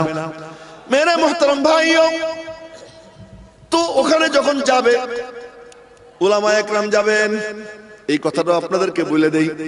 উলামা একরাম যাবেন, বুজুর্গরা যাবেন, ফকিরা যাবেন। হ্যাঁ, আপনাদের চমৎকার মানে বক্তা হযরত মাওলানা মুফতি ওলিউল্লাহ সাহেব দামাত বরকাতুহু এসে গেছেন। আমরা সবাই বলি আলহামদুলিল্লাহ। এতক্ষণ তো আপনারা খুব কষ্ট করে শুনতেছিলেন, এখন দেখবেন কি মজা। হ্যাঁ, একটু পরে তো আর কয়েক মিনিট, মনে কষ্ট হবে না তো, কয়েক মিনিট শেষ করে দিচ্ছি। তো বলতেছিলাম, তো তখন উলামা একরাম যাবেন। উলামা একরাম নবীজির ওয়ারিস, সত্যিকার ওয়ারিস যারা, দ্বীনের খেদমত যারা করেন, দ্বীন জিন্দা রাখার জন্য চেষ্টা করেন, মেহনত করেন, মানুষের দ্বারে দ্বারে হাত পাইতে ভিক্ষা কইরা কইরা তাদের কালিমা জিন্দা রাখেন, তাদের কোরআনকে জিন্দা রাখেন। এই সমস্ত খাদেমে দ্বীনরা যখন হাউজে কাউসারের পাড়ে যাবেন, নবীজি বলবেন ঢুকাও, ঢুকবে, ঢুকবে, কিন্তু পানি খাওয়াবে না ফেরেশতারা। কন্না আল্লাহু আকবার। ফেরেশতারা পানি খাওয়াবে না সবাইরে, ফেরেশতারা পানি পান করায়, কিন্তু ওনারা সব দাঁড়াই থাকবেন, মুখ টুক কালা থাকবে। নবীজি বলবেন এ মুখ কালা করছিস কেন, মুখ কেন কালা করলি? ওদেরকে পানি পান করাইতেছে ফেরেশতারা, তোদেরকে পানি পান করাবো আমি রাসূল নিজ হাতে। ওখানে উলামা ইকরামের মাকাম আল্লাহ তাআলা এরকম দান করবেন যারা ওয়ারিসে নবী। এই হাউজে কাউসারের পাড়ে এক নম্বর, যদি এখানে না পাও ফাইন্দাল মিজান, মিজানে যাবে যেখানে আমলনামা মাপা হবে। আর ওখানে যদি না পাও ফাইন্দাস সিরাত, পুল সিরাতের পারে। মেরে মোহতারাম ভাইও, তো নবীজি একবার আসবেন হাউজে কাউসারের পারে, মন বলবে না জানি কেউ বিপদে পড়ে যায়, মিজানে দৌড় দিয়ে যাবেন। মিজানে গিয়া দেখবেন কার কি হচ্ছে। একবার এক ঘটনা ঘটবে এমন যে এক লোকের আমলনামা ডান দিকেরটা হালকা, বাম দিকেরটা ভারী, ওরে জাহান্নামের দিকে নিয়ে রওনা হবে। ও শুধু পিছনের দিকে তাকাইতে থাকে, আমার নবীজি কোথায়, আমার নবীজি কোথায়। হঠাৎ করে নবীজিরে দেখে ডাক দিবে, ইয়া রাসূলুল্লাহ, দুরূদ শরীফ পড়ার লাভ। ডাক দিবে, ইয়া রাসূলুল্লাহ, কি রে মিয়া তোর কি হইলো? ও বলবে, ইয়া রাসূলুল্লাহ, আমার ডান দিকের পাল্লা হালকা হয়ে গেছে, ওরা তো আমার জাহান্নামে নিয়ে যায়। নবীজি বলবেন, ওরে ফিরে নিয়ে আসো। ফেরেশতারা তো নবীজির হুকুমে চলে না, তারা তো রব্বে করিমের হুকুমে চলে, আহকামুল হাকিমিনের হুকুমে চলে। জিজ্ঞাসা করবে, মালিক ফিরে নিয়ে যাইতে বলতেছেন, তোমার মাহবুব কি করব? আল্লাহ পাক বলবেন, আজ আমার মাহবুব যা বলে তাই হবে, ফিরে নিয়ে আসবে। ফিরে নিয়ে আসবে। ফিরে নিয়ে আসার পরে নবীজি বলবেন, আমার চোখের সামনে মাপো। নবীজির চোখের সামনে মাপতে যাবে, নবীজির কাছে থাকা তার একটা দুরূদ শরীফ নবীজি নেক আমলের পাল্লায় রেখে দিবেন। নেক আমলের পাল্লা ভারী হবে, বদ আমলের পাল্লা হালকা হবে, হাসতে হাসতে জান্নাতে চলে যাবে। মেরে মোহতারাম ভাইও, যদি ওখানে না পাও, ফাইন্দাস সিরাত, পুল সিরাতের পাড়ে গিয়ে পাবে। ওয়ালা উখতিউ হাদিহিল মাওয়াদিআস সালাস, বলে তিন জায়গার যে কোনো এক জায়গায় আমি থাকবই থাকব। তাদের ভিউটা কি বলতেছিলাম। তো আজ আমরা এই যে জলসায় আসছি, আমাদের মানসিকতা কি হবে? আসবো আমরা এখান থেকে ওখানের পাথেও নিয়ে, ওখানে গেলে কি দিয়ে আমি কোন ঘাটি কেমনে পার হব, কবরের ঘাটি কেমনে পার হব, হাসরের ঘাটি কেমনে পার হব, মিজানের পাল্লা আমার নেক আমলের পাল্লা ভারী কেমনে হয়, পুল সিরাত কেমনে পার হইয়া আমি জান্নাতে বসতে পারবো। এই সব জায়গার চিন্তা চেতনা, মন মনন এই নিয়ে যে ব্যক্তি দিনই জলসায় বসবে, যে এই পথেও আমি নিয়ে যাব, আল্লাহ পাক রব্বুল আলামিন তাকে ওই পথেও নিয়ে যাবার তৌফিক দান করবেন। এই কথাগুলো বলার এই উদ্দেশ্য ছিল। বাকি আপনাদের সামনে কোরআনে কারিমের আয়াত তেলাওয়াত করছিলাম, ওই আয়াতের তরজমা যদি না করি তাহলে কি হয়ে যায়, অন্যায় হয়ে যায়। এজন্য শুধু মানে কোরআনে কারিমের যে আয়াত তেলাওয়াত করছিলাম, রব্বুল আলামিন বলেন, কদ আফলাহা, সমস্ত সফলতা পদচুম্বন করে তার, মান যাক্কাহা, যে অন্তরকে পরিশুদ্ধ করে। শুরু করছিলাম মন মনন দিয়া, চিন্তা চেতনা দিয়া। চিন্তা যার উন্নত হয়, মন যার উন্নত হয়, মনন যার উন্নত হয়, যার চাহিদা সুন্দর হয়, রব্বুল আলামিন বলেন কদ আফলাহা, সমস্ত সফলতা তার পদচুম্বন করে। সমস্ত চাহিদা তার পূরণ হয়ে যায়। চাহিদা কি মানুষের? চাহিদা হলো চারটা। কয়টা? এই গুইনা গুইনা বইলা কথা শেষ করে দেবো। চারটা চাহিদা। একটা হলো কি? চিরজীবন, মরিতে চাহি না আমি এ সুন্দর ভুবনে। আছেন নি কেউ মরতে চান? এমনি বলবে জি হুজুর আমি মরতে চাই, একজনও মরতে চায় না। হ্যাঁ, বুড়াও মরতে চায় না। আমি মনে মনে বলতাম, ব্যবসায়ীরা, রাজনীতিবিদরা, দুনিয়াদাররা বুঝি মরতে চায় না, হুজুররা বুঝি মরতে চায়। এই বড় বড় হুজুররা আইসিইউতে শুয়ে থাকে, যাবার চাই না। আর কিছুদিন আল্লাহ রাখো, আমরা দোয়াও করি আল্লাহ রাখো, দেখি আর 5 মিনিট নিয়ে বাঁচাই রাখা যায়। আইসিইউতে শোয়া, সমস্ত কাপড় চোপড় খুইলা ল্যাংটা কইরা, ল্যাংটা কইরা। যা বাস্তব তাই বলতেছি, কি মরিতে চাহি না আমি এ সুন্দর ভুবনে। মনে মনে ভাবলাম, ও আল্লাহওয়ালারা তারা হয়তো মরতে চায় না, কিন্তু সাহাবীরা বুঝি মরতে চাইতেন। হাদিস পড়ে দেখি সাহাবীরাও মরতে চায় না। নবীজি বললেন, মান আহাব্বা লিকা আল্লাহ আহাব্বাল্লাহু লিকাহু ওয়া মান কারিহা লিকা আল্লাহ কারিহাল্লাহু লিকাহু। যে আল্লাহর সাক্ষাৎ পছন্দ করে, আল্লাহ তার সাক্ষাৎ পছন্দ করে। যে আল্লাহর সাক্ষাৎ চায় না, আল্লাহ তার সাক্ষাৎ চায় না। আম্মা জান, আল্লাহ পাক আমার মা জননী রে জান্নাতের উঁচু থেকে উঁচু মাকাম আম্মা জান আয়েশা সিদ্দিকাকে আল্লাহ দান করুক। এই উম্মতের উপরে তার কত বড় ইহসান। যত জায়গা গ্যাঞ্জাম লাগছে, ওই গ্যাঞ্জামের জায়গাটা ভিতরের কথা বাইর কইরা উম্মতের সামনে পেশ করে দিয়েছেন। এখানেও একটা পেশ লাগছে। পেশ কি? মা বললেন, ইয়া রাসূলুল্লাহ, আমরা তো কেউ মরতে চাই না, আমাদের কারোর কাছে মউত পছন্দ না। তা আপনি তো বললেন যে মউত পছন্দ করে না, আল্লাহ তারে পছন্দ করে না, তা আমরা তো মরতে কেউ চাই না। নবীজি বলেন, আয়েশা তুমি বোঝো নাই বুড়ি, আমরা আদর করে বুড়ি বলি, নবীজি কি বলছেন নবীজি জানেন, হয়তো হুমায়রা বলছেন বা কিছু একটা বলছেন, তুমি বোঝো নাই। বলে ঘটনা কি তো বলে দেন। ঘটনা হলো যার অন্তর মুজাক্কা, যার দেল পরিশুদ্ধ, যার মন মনন উন্নত, যার আমল সুন্দর, যার আখলাক সুন্দর, মৌতের সময় আল্লাহ পাক রব্বুল আলামিন জান্নাত থেকে সোনা রূপার তৈরি এক সিঁড়ি তার ঘর বরাবর নামাইয়া দেন। ফেরেশতারা কাঁধে করে আনে, সুসজ্জিত ফেরেশতারা, আর জান্নাতের নাজ ও নিয়ামত এরকম ঝুলে আর কয় খাবি, এটা খাবি, এটা খাবি। ফেরেশতারা খুঁজে থাকে, এটা নিবি, এটা নিবি, এই দেখ, এই যে বিছানা, হুরদের চেহারা দেখা, এই দেখছিস কি জিনিস, এই সব হা করে দেখে, হা করে দেখতে থাকে। আর ওই সময় আল্লাহ পাক বলেন ডাক দে, ইয়া আইয়াতুহান নাফসুল মুতমাইন্নাহ ইরজিই ইলা রাব্বিকি রাদিয়াতাম মারদিয়াহ। এই ডাক দেয়, হা করে চাইয়ে থাকে। তখন হয় কি, পানি খাবার দেয়, পানি বাইরে পড়ে যায়, যায় না। ওই গুড়ার ডিমের দিকে আর কোনো চোখই থাকে না, ওই দিকে থাকে। আর কই কি আল্লাহ দেরি করো না, তাড়াতাড়ি নিয়ে চলো। এই টাইম যখন আসে, এটা হলো মান আহাব্বা লিকা আল্লাহ, ইশকে আউয়াল দার দিলে মাশুকে পয়দা মিশাওয়াদ, রফতা রফতা দার দিলে আশিকে পয়দা মিশাওয়াদ। আল্লাহর অন্তরে আগে ইশক হয়, তারপরে বান্দা বান্দির অন্তরে ইশক হয়, তার আগে হয় না। আল্লাহ পাক চান, কায়দা কইরা তারে দেখান, পাগল বানান, তারপরে সে পাগল হয়, তার আগে পাগল হয় না। তো বোঝা গেল, এক নম্বর মরতে চায় না কেউ চিরজীবন, দুই নম্বর চিরযৌবন। বুড়া হইতে কার কার মনে চায়, হাত উঁচু করে দেখুন তো। এই যুবকরা কে কে আসো যে আমার বুড়া হইতে মনে চায়, তাড়াতাড়ি বুড়া হয়ে যায়, আছে নাকি? ও এমনি হাত উঠেছে, কেউ বুড়া হইতে চায় না। আমিও চাই না, আমিও চাই না। এই যে দেখেন না, দাড়িতে মেহেন্দি দিছি, কি জন্য? যাতে বুড়াটা একটু ঢেকে থাকে, একটু ঢেকে থাকে। অনেকে তো কলপই লাগায়, কলপ লাগাইয়া কালাই বানাই ফেলে না। বুড়া কেউ হইতে চায় না, সবাই চায় জোয়ান হইতে। বুড়ারে বুড়া কই লিখে যায়, কিতাবে কিস্তে আসছে। ডাক্তারের কাছে গেছে, ডাক্তার সাহেব আমার হাঁটুতে ব্যথা। ডাক্তার পরীক্ষা করে কয় কি আপনার কোনো রোগ নাই? কয় ব্যথা কেন? কয় যে বুড়া হয়েছেন যে জন্য। তখন রাগ হয়ে কয় যে কোমরে যে ব্যথা। এটা মিরকাত শরীফের মধ্যে আছে এই কাহিনী, মিশকাত শরীফের ব্যাখ্যার কিতাব। কোমরে যে ব্যথা, পরীক্ষা দিলে এইটাও বুড়া হওয়ার কারণে। এখন রাগ গেছে সপ্ত আসমানে চড়া, এই ঘাড়ে যে ব্যথা। ডাক্তার পরীক্ষা নিরীক্ষা করে এইটাও বুড়া হওয়ার কারণে। ডাক্তার তুমি পাইছো খেলে বুড়ো বুড়ো কও। যখন ডাক্তার আসতে করে কয় যে মুরব্বী মনে কিছু নিবেন না, এই যে রাগ করলেন, এইটাও বুড়া হওয়ার কারণে। তো বুড়া কেউ হইতে চায় না, বুড়া কেউ হইতে চায় না, সবাই কি জোয়ান থাকতে চায়, চিরযৌবন। এক নম্বর চিরজীবন, মরিতে চাহি না আমি এ সুন্দর ভুবনে।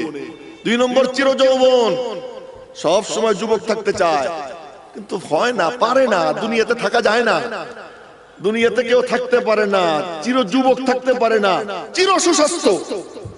রোগী হইতে কার মনে চায়? আমি রোগী হই, লাঠি বট দিয়ে দিয়ে হাঁটি, একটু পর পর কাদিয়ানী অফিসে দৌড় দিই, কারো মনে চাইনি? কাদিয়ানী অফিস বুঝছেন, মানে পায়খানা বাথরুম, এটা কাদিয়ানী অফিস বলে। এটা কারো মনে চায়? কিন্তু হয়ে যায়, কি হয়ে যায়? হয়ে যায়, চাহিদা পুরা হয় না। চির সুস্বাস্থ্য, চির রাজত্ব, কেউ চায়নি যে আমি অন্যের হুকুমে চলবো, নাকি সবার মনে চায় যে আমার হুকুমে মানুষ চলুক? চায় না? আমারও প্রেসিডেন্ট হইতে মনে চায়, কিন্তু পারি না। আমারও মনে চায় যে এমপি হই আমি ছড়ি ঘুরাবো, কিন্তু কি পারি না। দাঁড়াই, জামানত বাজেয়াপ্ত হয়, কিন্তু চাহিদা কিন্তু আছে না। দাঁড়াইছে তো কয়েক হাজার, কিন্তু এমপি তো হবে কয়জন? 300 জনই, তাই না? দাঁড়াইছে তো কয়েক হাজার। তাহলে বোঝা গেল সবাই কি চায়? ক্ষমতা চায়। এই জায়গা দুনিয়ায় না, এ পূরণ হওয়ার জায়গা জান্নাত। যখন জান্নাতে ঢুকবে, তো ঢুকার সাথে সাথে, ঢুকার সময় আল্লাহ পাক প্রথমে যৌবন ফেরত দিয়ে দিবেন। বলেন না সুবহানাল্লাহ।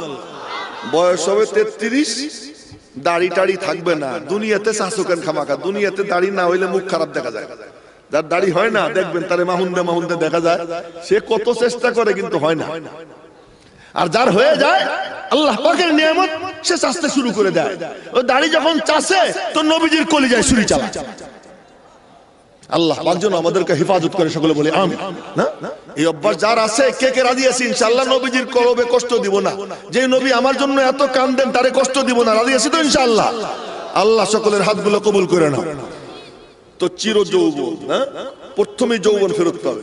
ঢোকার সাথে সাথে ফেরেশতা ঘোষণা দিবে খুলুদ লা মাউত, অনাদি অনন্তকাল, মউত আর কোনোদিন আসবে না। তাহলে এসে গেল কি চিরজীবন, প্রথমে যৌবন, তারপরে কি জীবন, চির সুস্বাস্থ্য। শুধু একটা দৃশ্য বলি, যা নাস্তার প্লেট দিবে জান্নাতীর সামনে ৮০,০০০ না সুবহানাল্লাহ, আগামীকাল বললেন আপনারা ৮০,০০০ প্লেট দিবে। এই রাক্ষসে খাইতে খাইতে প্লেট শুদ্ধ খাবে। ওই প্লেটে যে খাবার দিবে ওইটা কোনো আলাদা মেলামাইন বা ওই চীনা মাটির পাত্র না, ওইটাও খাবার। এই ৮০,০০০ প্লেট খাওয়ার পরে কিছুক্ষণ পরে একটা ঢেকুর তুলবে, আবার খাবে। বাথরুমে যাওয়া লাগবে না, পেশাব আসবে না, কিচ্ছু হবে না। গেল চির সুস্বাস্থ্য, চির রাজত্ব। সর্বনিম্ন জান্নাতীর খাদেম থাকবে কমপক্ষে ৭০,০০০ ফেরেশতা। এই সব পাওয়ার জায়গা কোথায়? জান্নাত। আর এটা পাওয়ার জন্য দরকার হলো কি? মন মনন চিন্তা চেতনার উন্নতি। এর নাম হলো আরবিতে বলে পরিভাষায়, বুজুর্গানে দ্বীনের পরিভাষায়, কোরআনে কারীমের পরিভাষায় তাজকিয়ায়ে নফস, আত্মশুদ্ধি, অন্তর পরিশুদ্ধ করা। এই পরিশুদ্ধ হয় কি দিয়া? কোরআনে কারীমের তিলাওয়াত দিয়া। এই পরিশুদ্ধ হয় কি দিয়া? আল্লাহর জিকির দিয়া। জুতে পরবো বিসমিল্লাহ, ঘরে ঢুকবো বিসমিল্লাহ, বের হবো বিসমিল্লাহি তাওয়াক্কালতু আলাল্লাহ, বাথরুমে যাব বাইরে থেকে পড়বো বিসমিল্লাহ, আল্লাহুম্মা ইন্নী আউযু বিকা মিনাল খুবুসি ওয়াল খাবাইস। খাবার বসবো আল্লাহুম্মা বারিক লানা ফীমা রাযাকতানা। উপরে উঠবো আল্লাহু আকবার, নিচে নামবো সুবহানাল্লাহ। আল্লাহর জিকির, আল্লাহর জিকির। এই জিকরুল্লাহ যে করে জমিন তার উর্বর হয়, উর্বর জমিনে ফসল হয়। যার দেল উর্বর হয়ে যায় ওই উর্বর জমিন থেকে আল্লাহ পাক নেক আমলের গাছ জ্বালাইয়া দেয়। এই দিয়ে কি অন্তরটাকে কি করবো? উর্বর বানাবো।